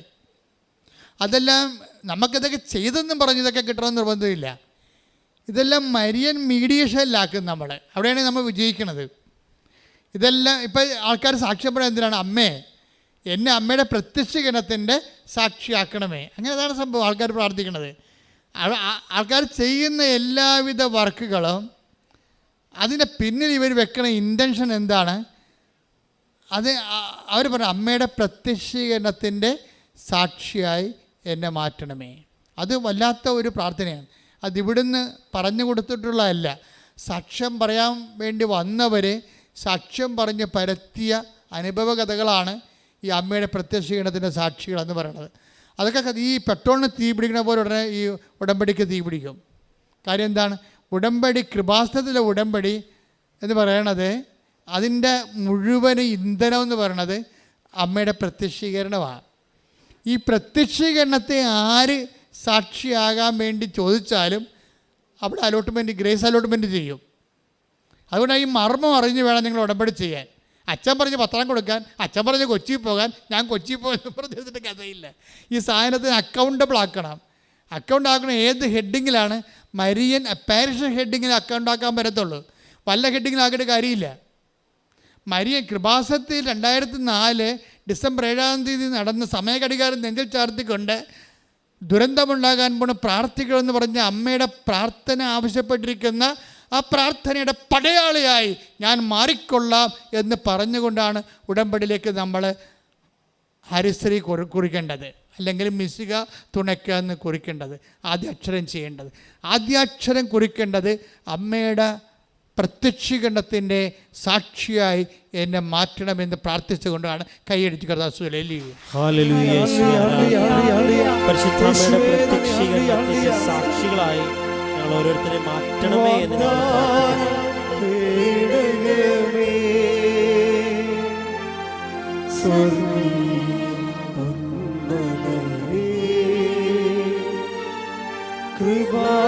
കൃപാസനത്തിൻ്റെ അമ്മേ പ്രസാദപരമാതാവേ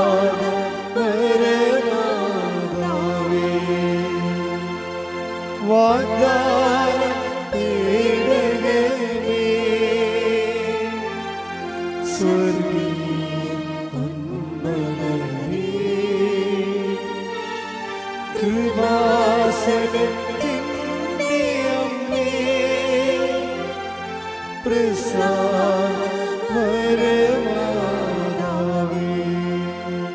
ഈ മർമ്മം എൻ്റെ മക്കൾ കറക്റ്റായിട്ട് മനസ്സിലാക്കി വെക്കണം. ഇതിൻ്റെ മർമ്മം കാര്യം ബിബ്ലിക്കൽ ഫോർമുല എവിടെ ആക്ടിവേറ്റ് ചെയ്താലും അതിൻ്റെ പ്രിസ്ക്രൈബ്ഡ് ആയിട്ടുള്ള ഒരു വാഗ്ദാനമുണ്ട്, അത് നമുക്ക് ലഭിക്കാനുള്ള അർഹത നമുക്കുണ്ട്. പക്ഷേ ബൈബിളിൽ നിന്ന് എന്ത് ലഭിച്ചാലും അത് നോട്ട് ബൈ മെറിറ്റിലായിരിക്കും കിട്ടണത്, not by merit but by ഗ്രേസിലായിരിക്കും. പക്ഷേ അത് ഡിസേൺമെൻറ്റ് ദൈവത്തിൻ്റെതാണ്. ദൈവത്തിന് വേണമെങ്കിൽ നിങ്ങൾക്ക് തരാം, വേണ്ടെങ്കിൽ തരാതിരിക്കാം. ഇല്ലേ, അവിടെ പ്രശ്നം കിടക്കണത്. ദൈവത്തിന് വേണമെങ്കിൽ തരാം, വേണ്ടെങ്കിൽ തരാതിരിക്കാം. പക്ഷേ ഇവിടുത്തെ പ്രോബ്ലം എന്ന് പറയുമ്പോൾ എന്താ അങ്ങനെ പറയാൻ കാരണം എന്താ വെച്ച് കഴിഞ്ഞാൽ അതിനൊക്കെ ഒരു കാരണമുണ്ട്. എന്താ കാരണം വെച്ച് കഴിഞ്ഞാൽ നമ്മൾ ഇന്ന കാര്യങ്ങൾ ചെയ്താൽ ഇന്ന കാര്യങ്ങൾ ദൈവം തരുമെന്ന് പറയുമ്പോൾ അതൊരു പക്ക ബിസിനസ് അല്ലേ. ആ രീതിയിലാണ് നിങ്ങൾ ഇന്ന കാര്യങ്ങൾ കിട്ടാൻ വേണ്ടിയാണ് ഞാൻ ഇന്ന കാര്യങ്ങൾ ചെയ്യണമെന്ന് പറയുമ്പോൾ അതിൻ്റെ അർത്ഥം എന്താണ്? നിങ്ങളെന്തോ അഭ്യാസം കാണിച്ച് ദൈവത്തിന് അനുഗ്രഹം അടിച്ചു മാറ്റാൻ വേണ്ടിയുള്ള ഒരു ആധ്യാത്മിക വ്യാപാരമായിട്ട് വരും. കൃപാസനത്തിൽ നടക്കുന്നത് ബുദ്ധിബോധം ഇല്ലാത്തവൻ അങ്ങനെ പറയുന്നുണ്ട് വ്യാപാരമാണെന്ന്. പക്ഷേ കൃപാസനം നടക്കണത് എന്താണ്? അമ്മയുടെ പ്രത്യക്ഷീകരണത്തിൻ്റെ സാക്ഷിയാക്കി നിന്നെ മാറ്റണമെന്ന് പറയുമ്പോഴേ ഈ വിഷയം നമ്മുടേതല്ല. ആരുടേതാണത്? നീ അമ്മയുടെ പ്രത്യക്ഷീകരണത്തിൻ്റെ സാക്ഷിയായി എൻ്റെ മകളുടെ രോഗം മാറ്റിക്കൊണ്ട് എന്നെ അമ്മയുടെ പ്രത്യക്ഷീകരണത്തിൻ്റെ സാക്ഷിയാക്കണമേ എന്ന് മാത്രമേ ഒരാൾ പ്രാർത്ഥിക്കുന്നുള്ളൂ എങ്കിൽ അത് നടക്കും. എന്താ കാര്യം? ആ വിഷയത്തിൽ നമ്മളതിൻ്റെ അകത്ത് നമ്മളുടെ വിഷയമല്ല, എന്താണ്? ദൈവത്തിൻ്റെ വിഷയമാണ്. ദൈവമാണ് അമ്മയെ പറഞ്ഞു വിട്ടിരിക്കുന്നത്. എനിക്കറിയാമല്ലോ, സമയഘടികാരം നെഞ്ചൽ ചാർത്തിയാണ് അമ്മ പ്രത്യക്ഷപ്പെട്ടത്. അത് അമ്മ ഏകപക്ഷീയമായിട്ടെടുത്ത തീരുമാനമല്ലത്. ഇന്ന് ത്രിത്വിക ദൈവത്തിൻ്റെ തിരുനാളിലാണ് ഈ ഉടമ്പടി ധ്യാനം റെക്കോർഡ് ചെയ്യുന്നത്. ത്രിത്വിക ദൈവത്തിൽ ദൈവം ഒന്ന് ആകുമ്പോഴും ആ ദൈവത്തിന് 3 വ്യക്തിത്വമുണ്ട്. അതേസമയം സത്തയിൽ അത് ഏകമാണ്. അത് മനസ്സിലാക്കാൻ വേണ്ടി അത്തരം ബുദ്ധിമുട്ടെന്നുള്ള കാര്യമല്ല. അതൊരു ഐസ് കട്ട പോലെ ഇരിക്കണമെന്ന് ഇപ്പം ഐസ് കട്ടയൊക്കെ മനസ്സിലാക്കാൻ പറ്റത്തില്ലേ? ഒരു ഐസ് കട്ട ഇങ്ങനെ എടുക്കും, നമ്മൾ എടുത്തു കഴിഞ്ഞാൽ എന്ത് സംഭവം? അതിങ്ങനെ കട്ടയായിട്ട് തന്നെ മെറ്റീരിയലായിട്ട് നമ്മുടെ കയ്യിലിരിക്കും. അതേസമയം എന്തിന് താഴേക്ക് വെള്ളമായിട്ട് അത് വീണുകൊണ്ടേയിരിക്കും. മുകളിലോട്ടത് വാതകമായിട്ടത് പോയിക്കൊണ്ടേയിരിക്കും. അപ്പം മുകളിലോട്ട് വാതകമായിട്ട് പോണ സംഭവവും താഴേക്ക് വെള്ളമായിട്ട് വീഴുന്ന സംഭവവും കയ്യിലിരിക്കുന്ന ഐസ് കട്ടയും ബേസിക്കായിട്ടത് എന്താണ്? H2O ആണ്. സത്തയിൽ ഒന്നാണത്. ബേസിക്കായിട്ടത് H2O ആണ്. എന്താണ്? 2 ഹൈഡ്രജൻ H2, 2 ഹൈഡ്രജൻ തന്മാത്രയും 1 ഓക്സിജൻ തന്മാത്രയും, വെള്ളം.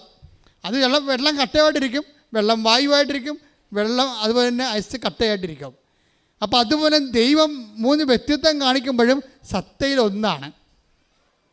അതേസമയം തന്നെ ഈ പിതാവും പുത്രനും പരിശുദ്ധാത്മാവും അമ്മയോട് പറഞ്ഞിട്ടാണ് കൃപാസനം അൾത്താരയിൽ സമയഘടികാരം നെഞ്ചിൽ ചാർത്തി ഇന്ന് വരെ.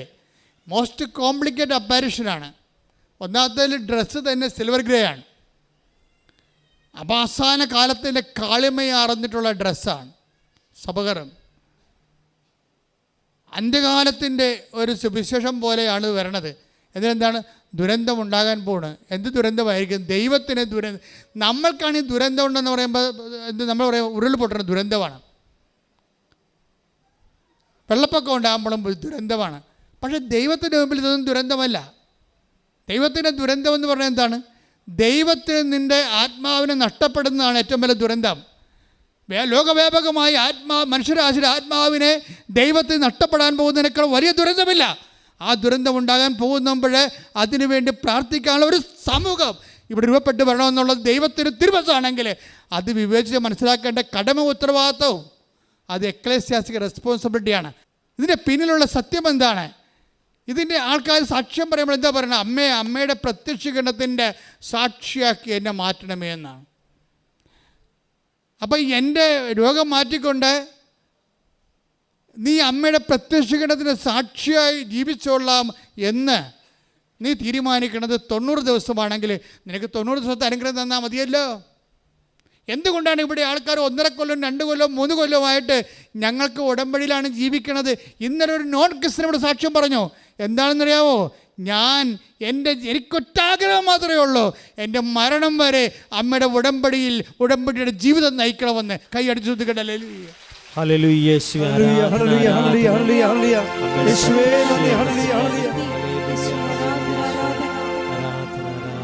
ഒരുമിച്ച് പാടുക, ശ്രദ്ധിക്കട്ടെ. ഹല്ലേലൂയ ഹല്ലേലൂയ ഹല്ലേലൂയ.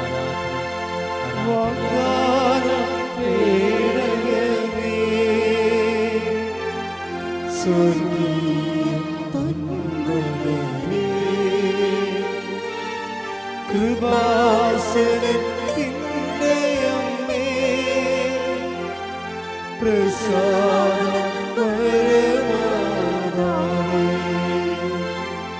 വാഗ്ദാനപേടകമേ,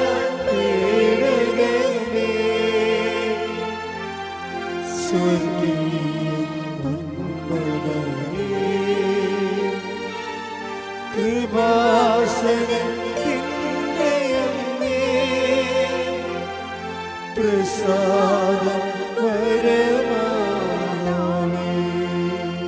ദുരന്തം എന്താണെന്ന് മനസ്സിലായില്ലേ? ദുരന്തത്തെ മാനുഷികമായൊരു കാഴ്ചപ്പാടിലൂടെ കാണുമ്പോൾ അത് രോഗമാകാം, പ്രതി ദുരന്തമാകാം. പക്ഷേ ദൈവത്തിൻ്റെ സ്ഥാനത്ത് നിന്ന് ദുരന്തമെന്ന് പറയുമ്പോൾ യേശു ക്രിസ്തു തൻ്റെ വിശുദ്ധമായ രക്തത്താൽ നേടിയെടുത്ത ആത്മാവ് നഷ്ടപ്പെടുന്നതിനേക്കാൾ ഒരു ദുരന്തം മനുഷ്യരാശിക്കുണ്ടാകാൻ പോകുന്നില്ലെങ്കിൽ അത് ദൈവം എന്തുമാത്രം കരുതലോടെയാണ് ഓരോ മനുഷ്യൻ്റെ ആത്മാവിനും യേശു ക്രിസ്തുവിൻ്റെ തൻ്റെ ഏകജാതൻ്റെ പീഡാനുഭവത്തിൻ്റെ കുരിശുമരണത്തിൻ്റെ ജീവൻ്റെ വിലയാണെങ്കിൽ ആ ജീവൻ്റെ വിലയെക്കുറിച്ച് കരുതലുണ്ടാകണമെന്നാണ് കൃപാസനത്തിലൂടെ പരിശുദ്ധ അമ്മ മനുഷ്യരാശിയോട് പറയേണ്ടത്. ശ്രുതികട ഹല്ലേലൂയ. ഹല്ലേലൂയ.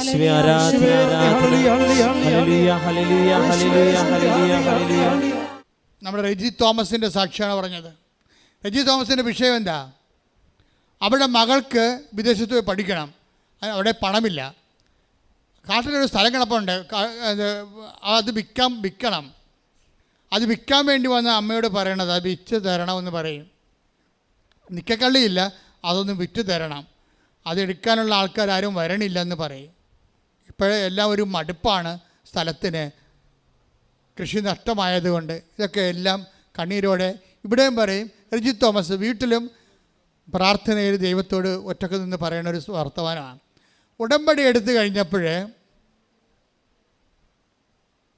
ഈ സ്ഥലത്ത് കൊണ്ട് ഉപ്പിടും. ഉടമ്പടിയിലെ ഒരു സംഭവമാണ്. ഉടമ്പടിയിൽ ബൈബിൾ ഉടമ്പടിയിലുള്ളതാണ് ഉപ്പ്. ഉപ്പിട്ട് കഴിഞ്ഞാൽ അധികാരപ്പെടുത്തിയെന്ന് അർത്ഥം. നമ്മുടെ അധികാരത്തിൽ നിന്നും ഉടമസ്ഥപ്പെടുത്താൻ വേണ്ടി ഒപ്പിടണത്, ദൈവത്തിന് ഉടമപ്പെടുത്താൻ. ബൈബിളിലുള്ള എല്ലാ വെലിവസ്തുക്കളും ആദ്യം ദൈവത്തിൻ്റെ ഭാഗം, അഹ്റോൻ്റെ ഭാഗം, ലെവയറുടെ ഭാഗം അതുകൊണ്ട് ഉപ്പിടും. ഉപ്പിട്ടാൽ പിന്നെ അത് ദൈവത്തിൻ്റെതാണ്, ദൈവത്തിന് വേണ്ടി മാത്രമുള്ള ബലിവസ്തുവാണ്. നീ ഒരു സ്ഥലത്ത് കൊണ്ട് ഉപ്പിടുമ്പോൾ എന്താ അർത്ഥം? എൻ്റെ കഴിവ് വെച്ച് അസ്തമിക്കുന്നു, ഞാൻ കൈ ഉയർത്തി പറയുന്നു എൻ്റെ കഴിവല്ല, നോട്ട് ബൈ മെറിറ്റ്. പിന്നെന്താ? ഇനി നിൻ്റെ ഗ്രേസാണ്.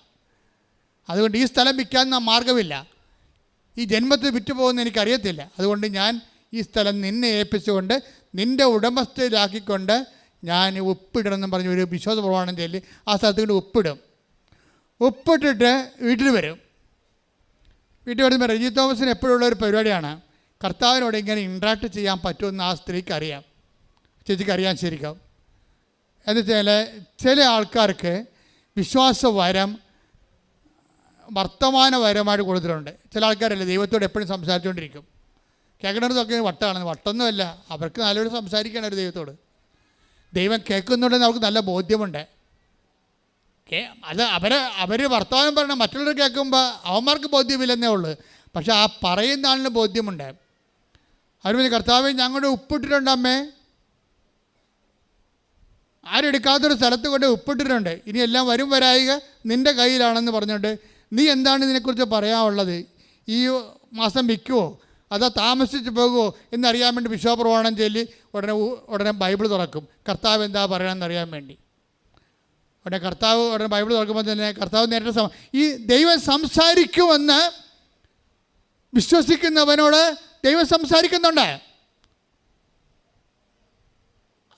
എൻ്റെ സഹോദരങ്ങൾ, നിങ്ങൾ കർത്താവിൽ വളരുമ്പോൾ നിങ്ങൾ പലരും ഉടമ്പടി ചെയ്തിരിക്കണം മിനിമം പ്രോഗ്രാമത്തിന് വേണ്ടിയാണ്. ഇപ്പോൾ ഒരു പ്രശ്നം ഉണ്ടായി, ഞാൻ വന്ന് ഉടമ്പടി ചെയ്തു, എന്തോ ഞാൻ 90 ദിവസം കഴിഞ്ഞാൽ പിന്നെ എങ്ങനെയെങ്കിലും ജീവിക്കാമല്ല.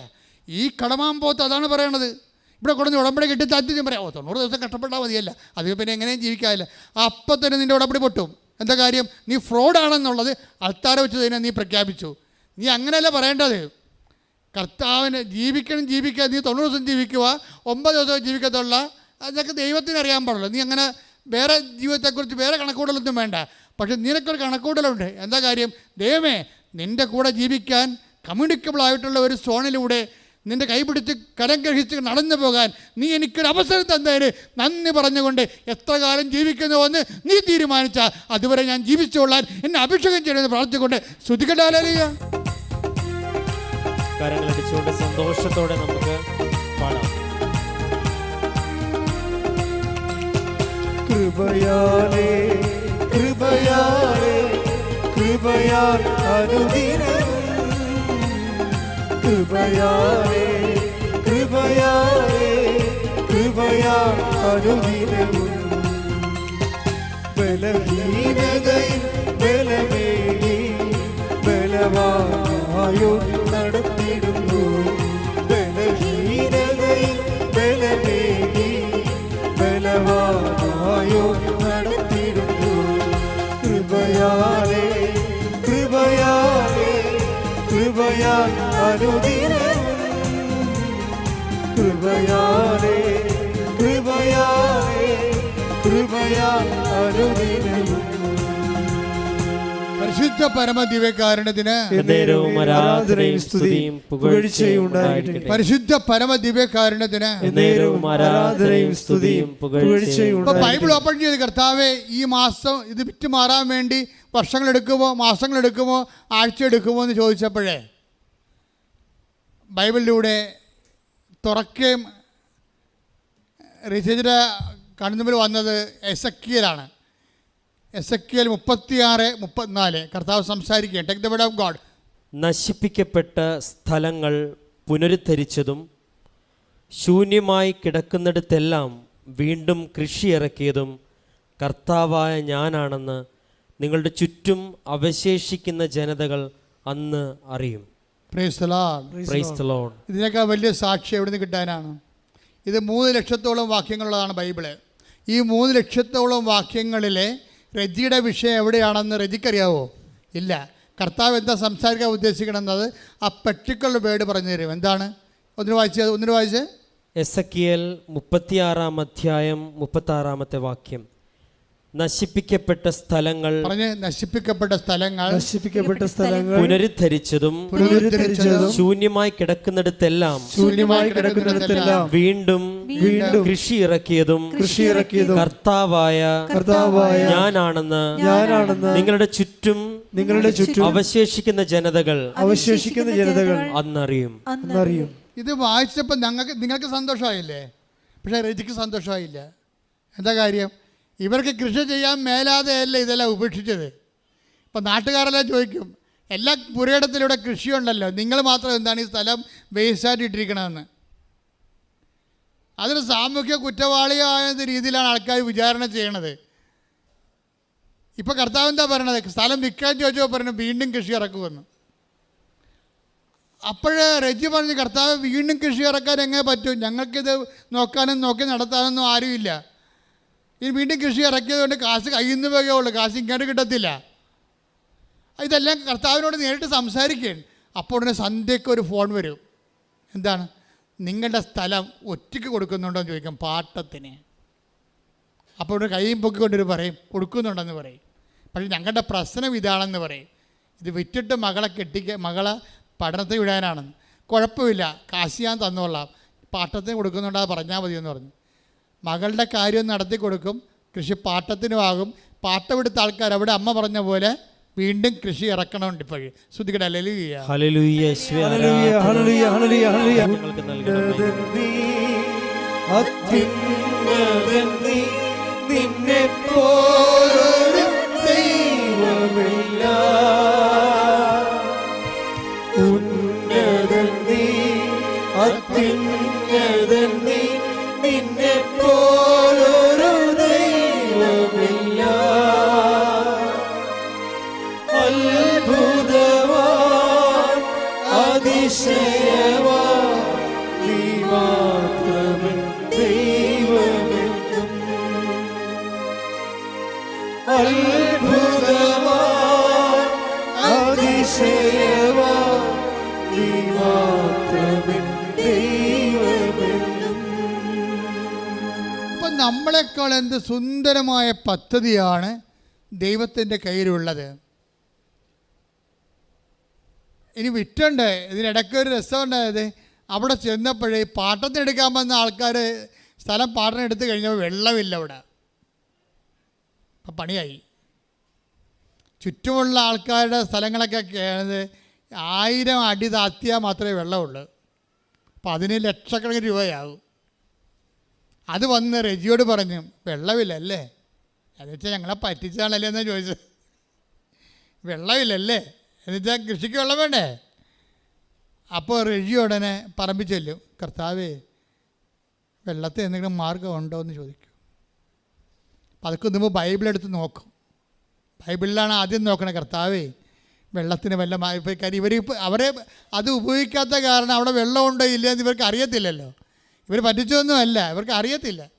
ഇപ്പോൾ കൃഷി ഇറക്കാത്ത നേരത്തല്ല വെള്ളം തിരക്കുമ്പോൾ വെള്ളമില്ല. അപ്പോൾ വെള്ളമില്ലാതെ അയാൾ വന്ന് ലക്ഷക്കണക്കിന് രൂപ മുടക്കിയ ആൾ വന്ന് ഇവരോട് ചോദിക്കുമ്പോൾ ഇവർക്ക് ഭയങ്കര സങ്കടം. കർത്താവ് ഞങ്ങളൊരു പറ്റിപ്പുകാരായിട്ട് അവർ മനസ്സിലാക്കുമോ എന്ന് വിചാരിച്ചാൽ ഇവർക്ക് സങ്കടമായിട്ട്, കർത്താവേ വെള്ളമില്ലേന്ന് ചോദിക്കും. വെള്ളമില്ലെന്ന് ചോദിച്ചുകൊണ്ട് ബൈബിൾ തുറക്കും. ബൈബിൾ തുറക്കുമ്പോൾ 2 രാജാക്കന്മാർ കിട്ടും. 3:17. Take the word of God. 2 രാജാക്കന്മാർ 3-ാം അധ്യായം 17-ാമത്തെ വാക്യം. കാറ്റോ മഴയോ ഉണ്ടാകുകയില്ല, കാറ്റോ മഴയോ ഉണ്ടാവുകയില്ല.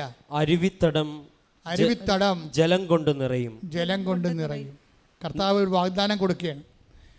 അവിടെ വെള്ളത്തിൻ്റെ യാതൊരു സാധ്യതയുമില്ലെങ്കിലും അവിടെ അരുവിത്തടത്തെ വെള്ളം കൊണ്ട് നിറക്കാൻ ഞാൻ തീരുമാനിച്ചിട്ടുണ്ടെന്ന് പറയും. ഉടനെ ഇവർ കർത്താവ് പറയണ കേട്ടിട്ട് വീണ്ടും സ്ഥലത്ത് ചെല്ലും. സ്ഥലത്ത് ചെല്ലുമ്പോൾ അതിന് മുകളിൽ നിന്ന് ഒരു ഉറവ പൊട്ടി വരണ കാണാം. ഇന്ന് വരെ കാണാത്തൊരു ഉറവ പൊട്ടി വരും. പൊട്ടി വരുമ്പോൾ നല്ല ചുറ്റുമുള്ള കിണറിലെല്ലാം കറുത്ത വെള്ളമാണ്. ഈ പൂഴിയുടെ വെള്ളമാണ്. ഇത് കണ്ണീര് പോലെ തെളിഞ്ഞൊരു വെള്ളം ഇങ്ങോട്ട് വരും. ഇവർ ഉടനെ കൈ കോരിയെടുത്ത് കുടിക്കും.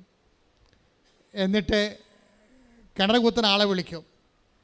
കിണർ കുത്തുന്ന ആളെ വിളിച്ചിട്ട് അയാൾ വടിയും കൊണ്ട് അടഞ്ഞിട്ട് പറയും, ഇതിൻ്റെ മുകളിൽ കുഴിച്ചോ, 360 മീറ്റർ താഴെ 360 അടി വെള്ളമുണ്ടത്. അത് കുഴിച്ചിട്ട് കിണറാക്കും. അത് കുളമാക്കും അവർ.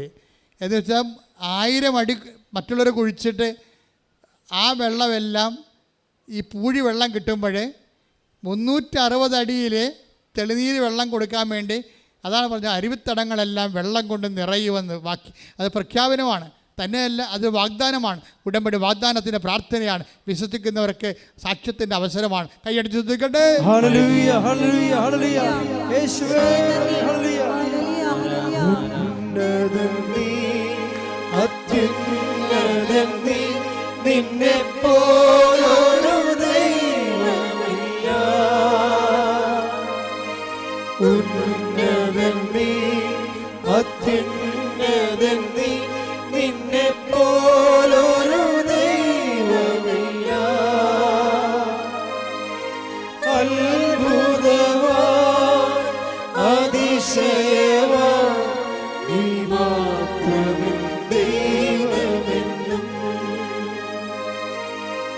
അത്ഭുതവാൻ അതിശയവാൻ നീ മാത്രമേ ദൈവമെന്നും. ഈ രജിച്ചേച്ചിനെ ചോദിക്കുമ്പോൾ കർത്താവ് എന്താണ് ഇങ്ങനെ മറുപടി പറയണത്? നിങ്ങളത് ചിന്തിച്ച് നോക്കിയേ. വെള്ളത്തിൻ്റെ കാര്യം ചോദിച്ചാൽ ഉടനെ വെള്ളത്തെക്കുറിച്ച് സംസാരിക്കും. പറമ്പിനെക്കുറിച്ച് ചോദിച്ചാൽ പറമ്പിനെക്കുറിച്ച് സംസാരിക്കും. നീ എന്താണ് നിൻ്റെ ജീവിത അവസ്ഥ? നീ വ്യക്തി ഈ ലോകത്ത് 800 കോടിയോ 1000 കോടിയോ മനുഷ്യരുണ്ട്. ഈ 1000 കോടി മനുഷ്യരിൽ നീ മാത്രം കണ്ണീരിട്ടുന്ന നിൻ്റെ മാത്രം വിഷയങ്ങൾ, നീ ഏറ്റവും കൂടി പ്രയാസപ്പെടുന്ന വിഷയം എന്താണെന്ന് ദൈവം എന്ത് സ്കാൻ ചെയ്താൽ കണ്ടുപിടിക്കണം. ഇത് ഭയങ്കര AI പരിപാടിയാണ്. എന്ന് വെച്ചാൽ ഒരു ചിന്ത നിൻ്റെ മനസ്സിൽ വരുന്ന മുമ്പ് തന്നെ അതിൻ്റെ മറുപടി, ഒരു ആശങ്ക വന്നാൽ അതിൻ്റെ ഒരു മറുപടി നിന്നോട് മുഖതാപി സംസാരിക്കുന്ന ഒരു പ്രാർത്ഥന, ഒരു കമ്മ്യൂണിക്കേഷനിലേക്ക് ഈ സഹോദരി അങ്ങോട്ട് വളരുകയാണ്. അപ്പോൾ ഇവിടുന്ന് സിസ്റ്ററാണോ അച്ഛനാണോ സാക്ഷി ഇടുന്ന അറിയത്തില്ല. ഇവിടെ ചോദിക്കും, ചേച്ചി ആധ്യാത്മികമായിട്ട് എന്താ പറയാനുള്ളതെന്ന് ചോദിക്കും. കാരുണ്യപ്രവൃത്തി എന്താ ചെയ്യണത്? അപ്പം കാര്യം ഇവിടെ ആസ്തി എന്താണെന്ന് അറിയണ്ടേ? നിങ്ങൾക്ക് ദൈവമായിട്ടുള്ള ബന്ധങ്ങളിൽ എപ്പോഴും പറയണേ, ദൈവമായിട്ടുള്ള ബന്ധം എന്താ? ദൈവമായിട്ടുള്ള ബന്ധങ്ങൾ എപ്പോഴും ഉടമ്പടി വരണത്, ഉടമ്പടി എടുത്തത് കൊണ്ട് വർക്കൗട്ട് ചെയ്യത്തില്ല. കൃപാസനം എന്ന് കാണുമ്പോൾ കുറേ വണ്ടി കിടക്കണ കാണാം, എന്നാൽ ഒന്ന് കരയേക്കാം എന്ന് വിചാരിക്കും. അപ്പോൾ ഇവിടെ ഉടമ്പടിയാണ്. അപ്പോൾ ഓഫീസിൽ നിന്ന് പറയും 4 മണി. അപ്പോൾ ഇവരുടെ വീരശൂര പരാക്രമം കാണുമ്പോൾ ഓഫീസിൽ നിന്ന് പറയും ചാറണ്ട, ഒറ്റടക്ക് പോകാൻ പറ്റത്തില്ല, 4 മണിക്കൂർ എടുക്കുമെന്ന് പറയും. അപ്പം ഒരു 10 പേര് വന്ന് 8 പേരും പോകും, അപ്പം തന്നെ വണ്ടി വിടും. അത് 2 പേരെടുക്കും ഉടമ്പടി. 2 പേരെടുക്കുമ്പോൾ ഈ 4 മണിക്കൂർ എടുക്കും.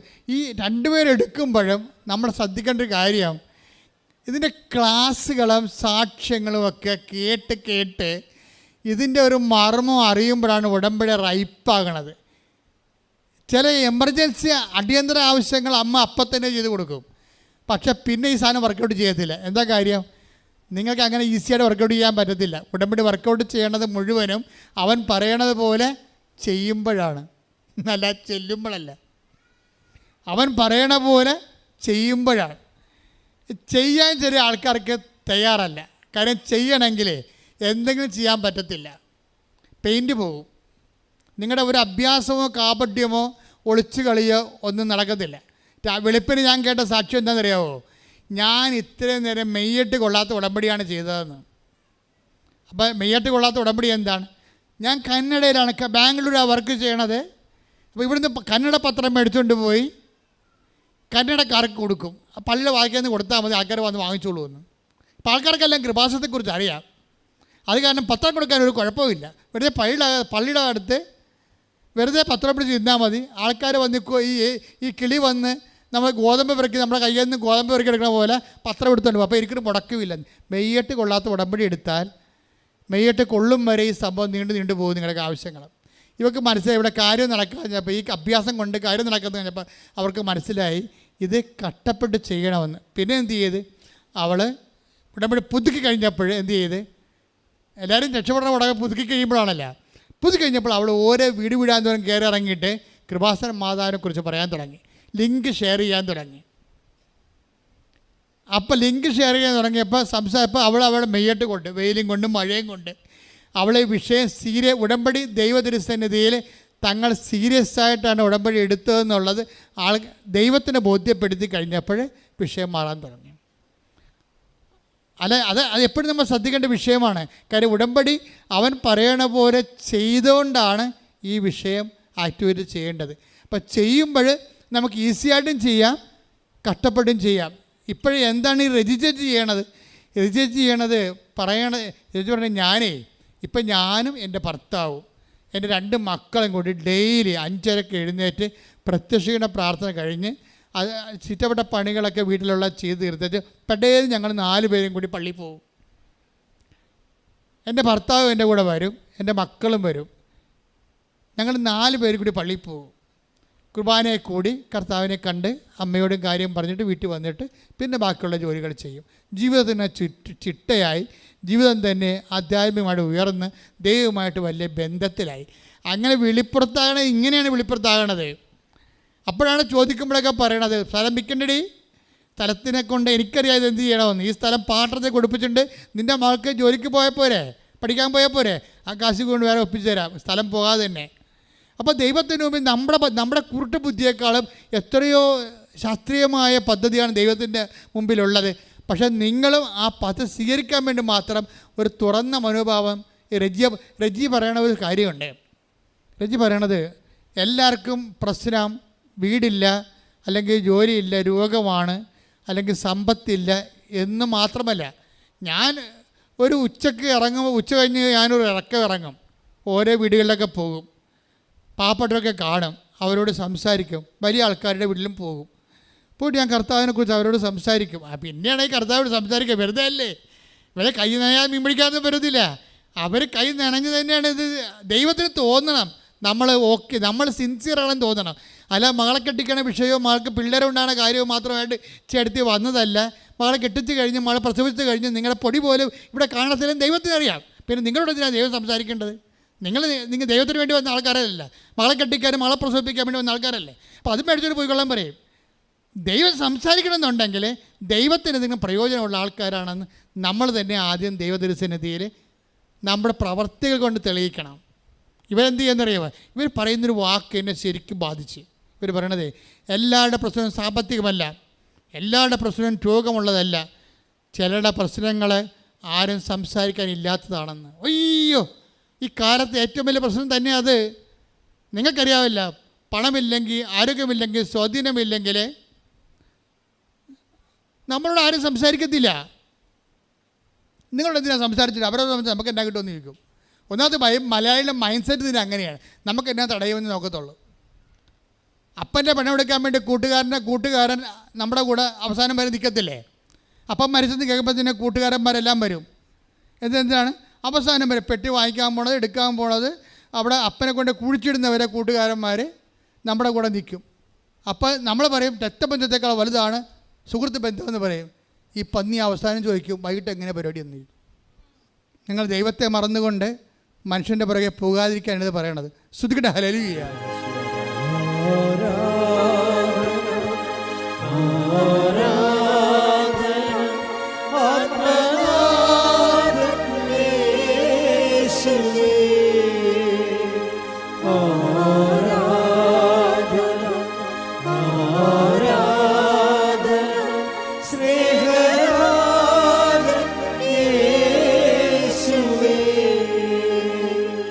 ഉടമ്പടിയിലാകുമ്പോൾ, ദൈവമായിട്ട് ബന്ധമാകുമ്പോൾ ദൈവത്തിന് കൂടി തോന്നണം ഇത് സമൂഹത്തിൻ്റെ ഒരു ആചാരം അനുസരിച്ചുള്ള ഒരു ആഘോഷ നടപടിക്രമമായിട്ട് തോന്നരുത്. ഇന്ന് ക്രിസ്തുവും പെരുന്നാളും ആദ്യ കുർബാനയും ഒക്കെ സമൂഹത്തിൻ്റെ ആഘോഷ നടപടിക്രമമാണ്. ക്രിസ്തുവുമായിട്ട് അതിന് ബന്ധമില്ല. ഞാൻ എൻ്റെ ഇടവകയിൽ നിന്ന് 3-4 പേരെ ഇവിടെ വിളിപ്പിച്ചു, അവിടെ മക്കളെ വിളിപ്പിച്ചു, അവിടെ പരിചയന്മാരെ വിളിപ്പിച്ചു, അവിടെ വേദപാഠ അധ്യാപകരെ വിളിപ്പിച്ചു. ഞാൻ അവർക്ക് കൊച്ചച്ഛനും ക്ലാസ് കൊടുത്തു, ഞാൻ ക്ലാസ് കൊടുത്തു. പക്ഷെ ഞാൻ കൊടുത്തപ്പോൾ ഒരു കാര്യം പറഞ്ഞു, നിങ്ങൾ ഇത്രയും നേരം കേട്ട ക്ലാസ്സുകളെല്ലാം ആദ്യ കുർബാന വരെയുള്ള കാര്യങ്ങളാണ്. എനിക്ക് നിങ്ങളോട് പറയാനുള്ളത് ആദ്യ കുർബാനയുടെ വൈകുന്നേരമുള്ള കാര്യമാണെന്ന് പറഞ്ഞു. എന്താ കാര്യം? അളിയനും പരിഞ്ഞപ്പനും കുമ്പാരും കൂടി കുപ്പി വാങ്ങിക്കാൻ വേണ്ടി അവിടെ കാത്തു നിൽക്കും. എന്നിട്ട് നിങ്ങൾ ഈ ചെറിയ കുഞ്ഞിൻ്റെ അമ്മ കുഞ്ഞിൻ്റെ മുമ്പിൽ കൂടി അവർക്ക് ഒഴിച്ചു കൊടുക്കാൻ വെള്ളം കൊണ്ടുപോകുന്ന ഒരു സംഭവമുണ്ട്. കർത്താവ് നിന്നെ കാലെപ്പിടിച്ച് നിലത്തിൽ അടിക്കുമെന്ന് പറയും. എന്താ കാര്യം? നീ ഇത്രയും നാൾ ചെയ്തതെല്ലാം കള്ളത്തരവാണെന്ന് തെളിഞ്ഞിരിക്കുന്ന. അളിയനും കുമ്പാരിക്കും വെള്ളം അടിക്കാൻ വേണ്ടി, വെള്ളം ഒഴിച്ചു കൊടുക്കാൻ വേണ്ടി നീ ഗ്ലാസും കൊണ്ട് പോയപ്പോൾ ഓർക്കുക, നിൻ്റെ ഇന്ന് വരെയുള്ള ഒരു കാര്യവും ദൈവം എല്ലാം റൈറ്റ് ഓഫ് ചെയ്ത് കളഞ്ഞു, ഒന്നും അംഗീകരിച്ചിട്ടില്ല. എന്താ കാര്യം? നീ മനുഷ്യൻ്റെ മുമ്പിൽ ദൈവത്തെ മറക്കും എന്ന് പറഞ്ഞപ്പോൾ അതിൻ്റെ അകത്ത് 1-2 പേരുടെ മുഖത്തോട് ഞാൻ നോക്കി. അപ്പോൾ കറുത്തോണ്ടിരിക്കണം, മഴ പെയ്യാൻ പോകും. എന്താണ്? വെള്ളം മേടിച്ച് വെച്ചിരിക്കുന്ന പകത്ത്. അതാ പ്രശ്നം. അങ്ങനെ ഉണ്ടെങ്കിൽ ഞാൻ ശാസിച്ച് തന്നെ വിട്ടു. അവർ സ്വീകരിക്കുമോ ഇല്ലയോ? സ്വീകരിക്കുന്നുണ്ടെങ്കിൽ കർത്താവിൻ്റെ അരൂപി അവിടെ നിലനിൽക്കും. ഇല്ലെന്നുണ്ടെങ്കിൽ നിങ്ങൾ പോരുമ്പോൾ നിങ്ങളുടെ കൂടെ പോരും. കർത്താവ് പറഞ്ഞൊരു വാക്യമാണത്. നിങ്ങൾ പോരുമ്പോൾ നിങ്ങൾ ആശീർവദിച്ചത് നിങ്ങളുടെ കൂടെ പോരുമെന്ന്. നിൽക്കത്തില്ലേ? നിങ്ങൾക്കവിടെ പിടിച്ചു വെക്കാൻ പറ്റത്തില്ല. തോന്നിയ മാസം ജീവിച്ചുകൊണ്ട് ദൈവത്തെ വീട്ടിൽ പിടിച്ചു വെക്കാൻ പറ്റത്തില്ല. നീ ഒരു ഭവനത്തിൽ ചെല്ലുമ്പോൾ ആ ഭവനത്തിന് ആദ്യം കൊടുക്കേണ്ട സമാധാനമാണ്. സമാധാനത്തിൽ ദൂതൻ അവിടെ ഉണ്ടെങ്കിൽ സമാധാനം, നീ ആശം സമാധാനം അവിടെ നിലനിൽക്കും.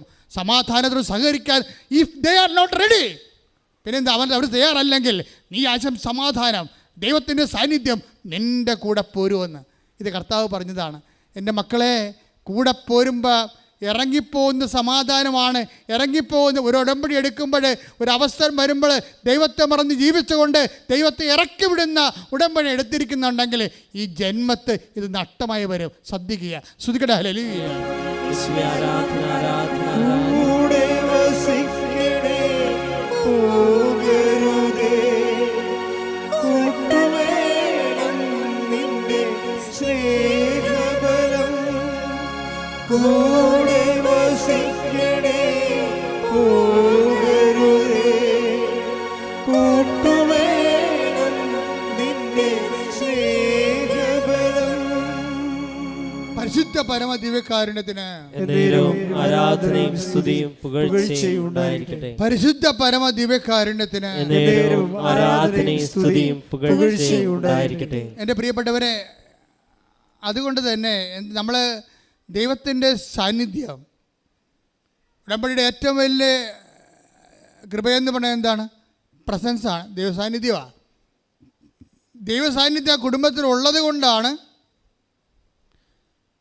ഇവരോട് ഓരോ ചോദിക്കണ കാര്യങ്ങൾക്കെല്ലാം ദൈവം ആ subject vice nothing more nothing less ആയിട്ട് കറക്റ്റ് മറുപടി പറയണത്. അവിടെ വിഷയമല്ലേ പറയണത്. പക്ഷേ റെജി പറയണ ഒരു കാര്യം എന്താണ്? എല്ലാവരുടെയും പ്രശ്നം സാമ്പത്തികം ഇല്ലാത്തതല്ല, എല്ലാവരുടെയും പ്രശ്നം രോഗമല്ല, എല്ലാവരുടെയും പ്രശ്നം കൂടെ ഇരിക്കാൻ 10 മിനിറ്റ് കൂടെ ഇരിക്കാൻ ആളില്ലാത്തതാണെന്ന് അത് കണ്ടുപിടിച്ചാണത്.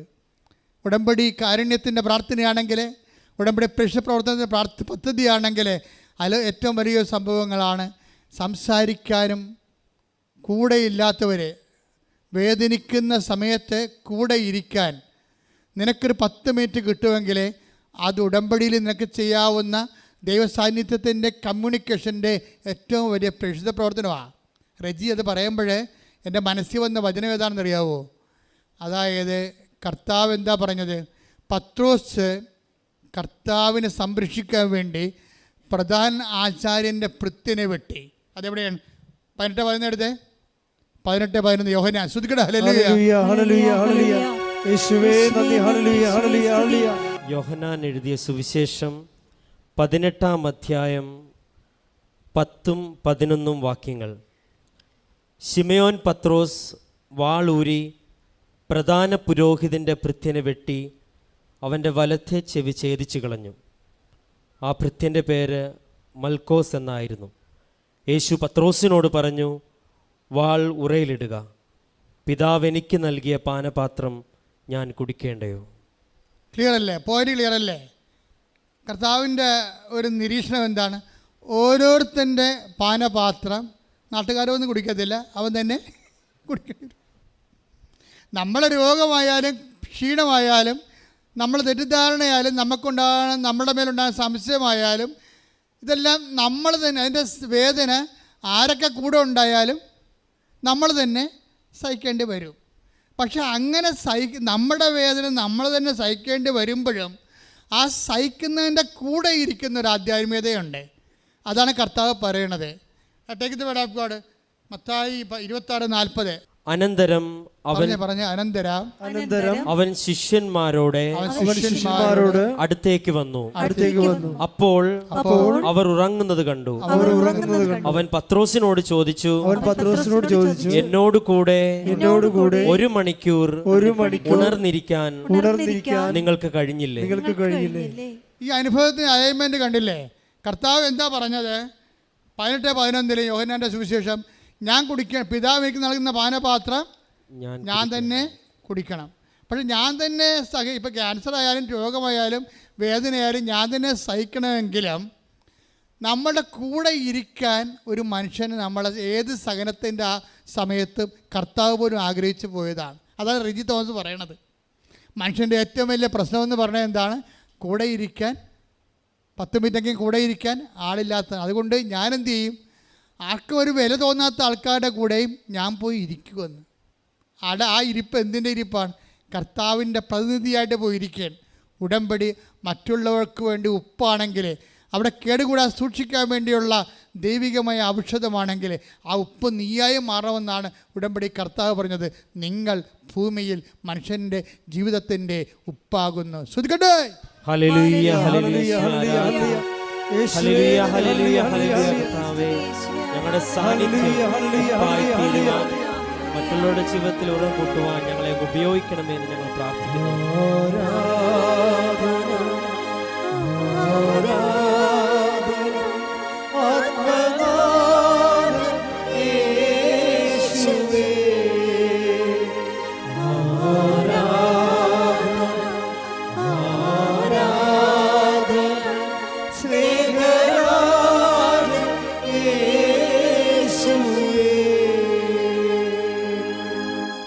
രോഗസൗഖ്യ പ്രാർത്ഥന സമയമാണ്.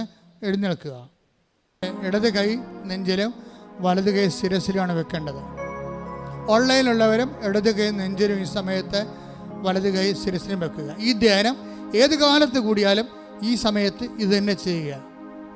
കർത്താവ് കാലാതീതമായി,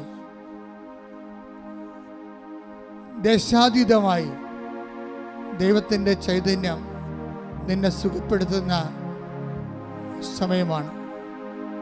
അതിശക്തമായി സ്തുതിക്കട്ടെ. കർത്താവേ, നിന്റെ ഉന്നതമായ നാമത്തിന് സ്തോത്രം ചെയ്യുന്നു. കർത്താവേ, നിന്റെ വിശുദ്ധ പൗരോഹിത്യത്തെ മഹത്വപ്പെടുത്തണമേ. കർത്താവേ, സഭയിലുള്ള സാന്നിധ്യം പ്രകടമാക്കണമേ. കർത്താവേ, 38 കൊല്ലം ഞാൻ അർപ്പിച്ച കൃപാനയുടെ യോഗ്യതയാൽ കൃപാസനത്താറെ ജീവനോടെ പ്രത്യക്ഷപ്പെട്ട പരിശുദ്ധ അമ്മയുടെ മധ്യസ്ഥത്താൽ ഉച്ച മുതൽ ഉള്ളംകാൽ വരെ കർത്താവിൻ്റെ രക്തം പടരട്ടെ.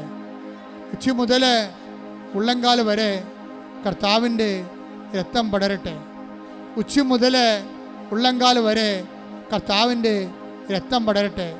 നിന്റെ കരൾ രോഗങ്ങൾ കർത്താവ് ഈ നിമിഷം സ്പർശിക്കട്ടെ. നിന്റെ കിഡ്നി രോഗങ്ങൾ കർത്താവ് ഈ നിമിഷം സ്പർശിക്കട്ടെ. നിന്റെ ടോൺസിൽ രോഗങ്ങൾ കർത്താവ് ഈ നിമിഷം സ്പർശിക്കട്ടെ. ഉച്ച മുതൽ ഉള്ളംകാൽ വരെ കർത്താവിൻ്റെ രക്തം പടരട്ടെ. ഉച്ച മുതൽ ഉള്ളംകാൽ വരെ കർത്താവിൻ്റെ രക്തം പടരട്ടെ. ഉച്ച മുതൽ ഉള്ളംകാൽ വരെ കർത്താവിൻ്റെ രക്തം പടരട്ടെ. നിന്റെ കോശങ്ങൾ, കശേരികൾ കർത്താവ് സ്പർശിക്കട്ടെ. നടുവേദനകൾ കർത്താവിൻ്റെ നാമത്തിൽ നീങ്ങിപ്പോകട്ടെ. നിന്റെ തൊണ്ടവേദനകൾ, ടോൺസിൻ്റെ അസുഖങ്ങൾ, ക്യാൻസർ രോഗങ്ങൾ, നിന്റെ കരൾ രോഗങ്ങൾ, ഉദര രോഗങ്ങൾ, കുടൽ രോഗങ്ങൾ, ഗർഭാശയ രോഗങ്ങൾ, മൂത്രാശയ രോഗങ്ങൾ, ആമാശയ രോഗങ്ങൾ യേശു ക്രിസ്തുവിൻ്റെ നാമത്തിൽ മാറിപ്പോകട്ടെ. ഉച്ച മുതൽ ഉള്ളംകാൽ വരെ കർത്താവിൻ്റെ രക്തം പടരട്ടെ. ഉച്ച മുതൽ ഉള്ളംകാൽ വരെ കർത്താവിൻ്റെ രക്തം പടരട്ടെ. ഉച്ച മുതൽ ഉള്ളംകാൽ വരെ കർത്താവിൻ്റെ രക്തം പടരട്ടെ.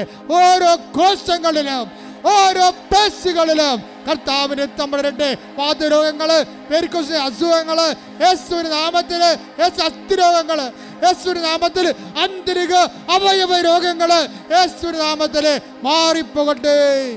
ഹല്ലേലൂയ, ഹല്ലേലൂയ, ഹല്ലേലൂയ.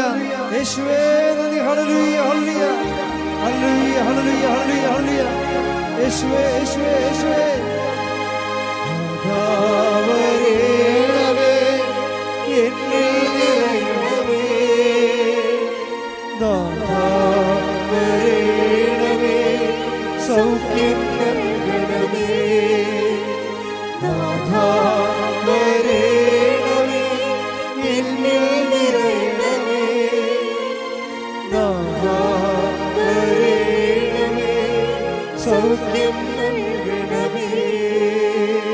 പരിശുദ്ധ പരമദിവ്യകാരുണ്യത്തിന് എന്നേരവും ആരാധനയും സ്തുതിയും പുകഴ്ചയും ഉണ്ടായിരിക്കട്ടെ. എൻ്റെ മക്കളുടെ സന്തോഷമായിരിക്കാൻ കർത്താവ് പറയുന്ന 10,000-കണക്കിന് മനുഷ്യരെ അവിടെ ജീവിതത്തിൻ്റെ വ്യത്യസ്തങ്ങളായ മേഖലകളിൽ കണ്ണീരിൻ്റെ രക്തവും പൊടിഞ്ഞുകൊണ്ട് വന്നിട്ടുള്ളവരെല്ലാം ഇന്ന് സന്തോഷത്തോടെ സാക്ഷികളായി ജീവിക്കുന്നുണ്ടെങ്കിൽ ആ അത്ഭുതം നിറഞ്ഞ അൾത്താറയിലേക്ക് അപ്പമാതാവിൻ്റെ പ്രത്യക്ഷീകരണത്തിൻ്റെ സാക്ഷിയാക്കാൻ ദൈവം നിന്നെ വിളിച്ചിരിക്കുന്നു. കൈയടിച്ചുകൊണ്ട് ശ്രദ്ധിക്കട്ടെ. ഹല്ലേലൂയ, ഹല്ലേലൂയ. ആധാവരണമേ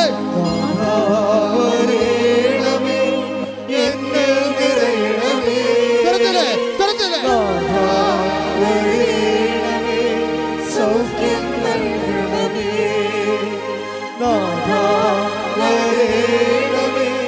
എന്നിൽ നിറയണമേ.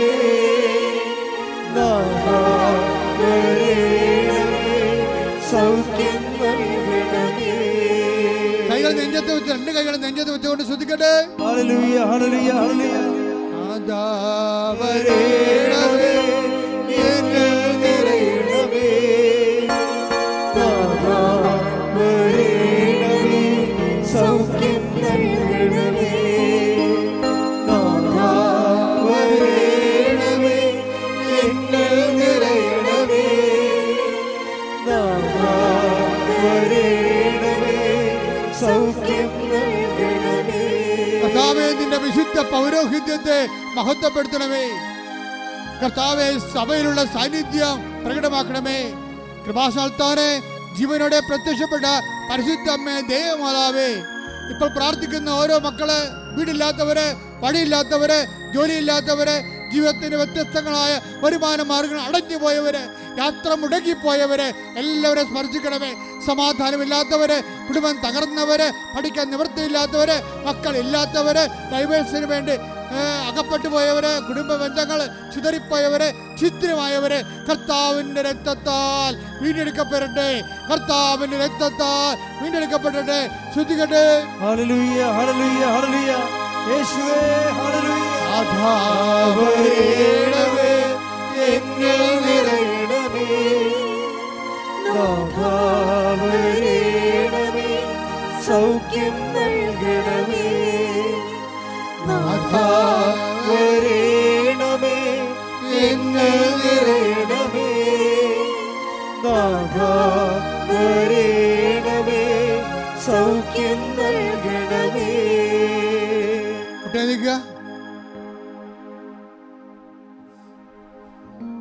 കർത്താവിനെ നോക്കുക. ആശീർവാദത്തിന് സമയമാണ്. കർത്താവേ, നിന്റെ വിശുദ്ധ പൗരോഹിത്യത്തെ മഹത്വപ്പെടുത്തണമെന്ന് പ്രാർത്ഥിക്കുന്നു. ഞങ്ങളുടെ കുഞ്ഞുങ്ങളെ ഓർത്ത് പ്രാർത്ഥിക്കുന്നു. ഓരോരോ കാര്യത്തിനു വേണ്ടി അലഞ്ഞ് തിരിഞ്ഞ് അവസാനം നിരാശപ്പെട്ട് മനസ്സിടിഞ്ഞു പോയവരെ കർത്താവ് ഇപ്പം സ്പർശിക്കണമേ. 38 വർഷമായി തളവാദം പിടിച്ചതുപോലെ മനസ്സിന് തളവാദം പിടിച്ച മക്കൾ കർത്താവെ, കണ്ണീരോടെ ഓൺലൈനിലും ഇവിടെയും പ്രാർത്ഥിക്കുന്നുണ്ട് കർത്താവെ. അവർ നിന്റെ തിരുമുൻപാർന്ന വലത് കർത്താൽ അടുപ്പിടർ പോലെ ലാസറിനെ ഉയർത്തിപ്പിച്ചവരെ കർത്താവെ, അവർ ഉയർത്തിക്കൊണ്ട് വരണമെന്ന് പ്രാർത്ഥിച്ചുകൊണ്ട് സ്തുതിക്കട്ടെ. ഹല്ലേലൂയ ഹല്ലേലൂയ ഹല്ലേലൂയ. നാഥാ വരേണമേ, എന്നിൽ നിറയണമേ. നാഥാ വരേണമേ, സൗഖ്യം നൽകണമേ. നാഥാ വരണമേ. നാഥാ വരേണമേ, എന്നിൽ നിറയണമേ. നാഥാ വരേണമേ, സൗഖ്യം നൽകണമേ.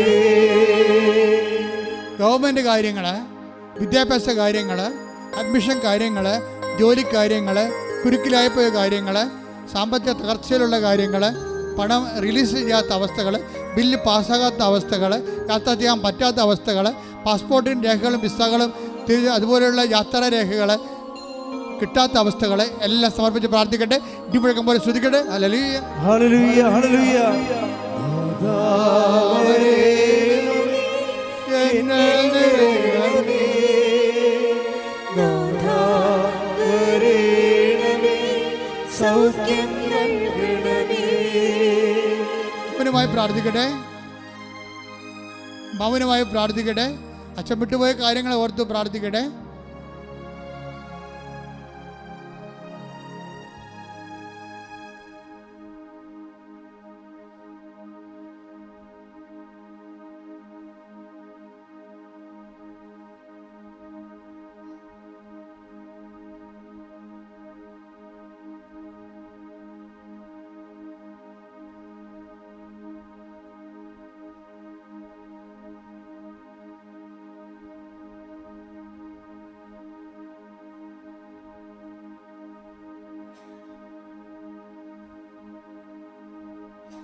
നമുക്ക് ആശീർവാദം സ്വീകരിക്കാം.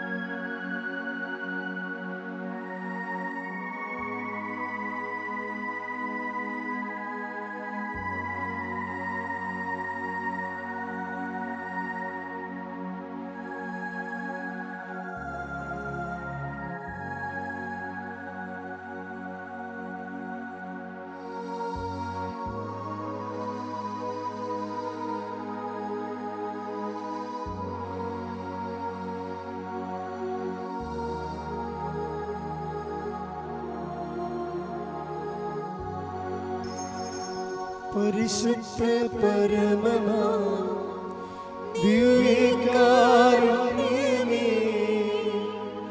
ഇന്നുമെന്നും അങ്ങേയ്ക്കാരാധന. പരിശുദ്ധ പരമമാ ദിവ്യകാരുണ്യമേ, എന്നുമെന്നും അങ്ങേയ്ക്കാരാധന. പരിശുദ്ധ പരമമാ ദിവ്യകാരുണ്യമേ, എന്നും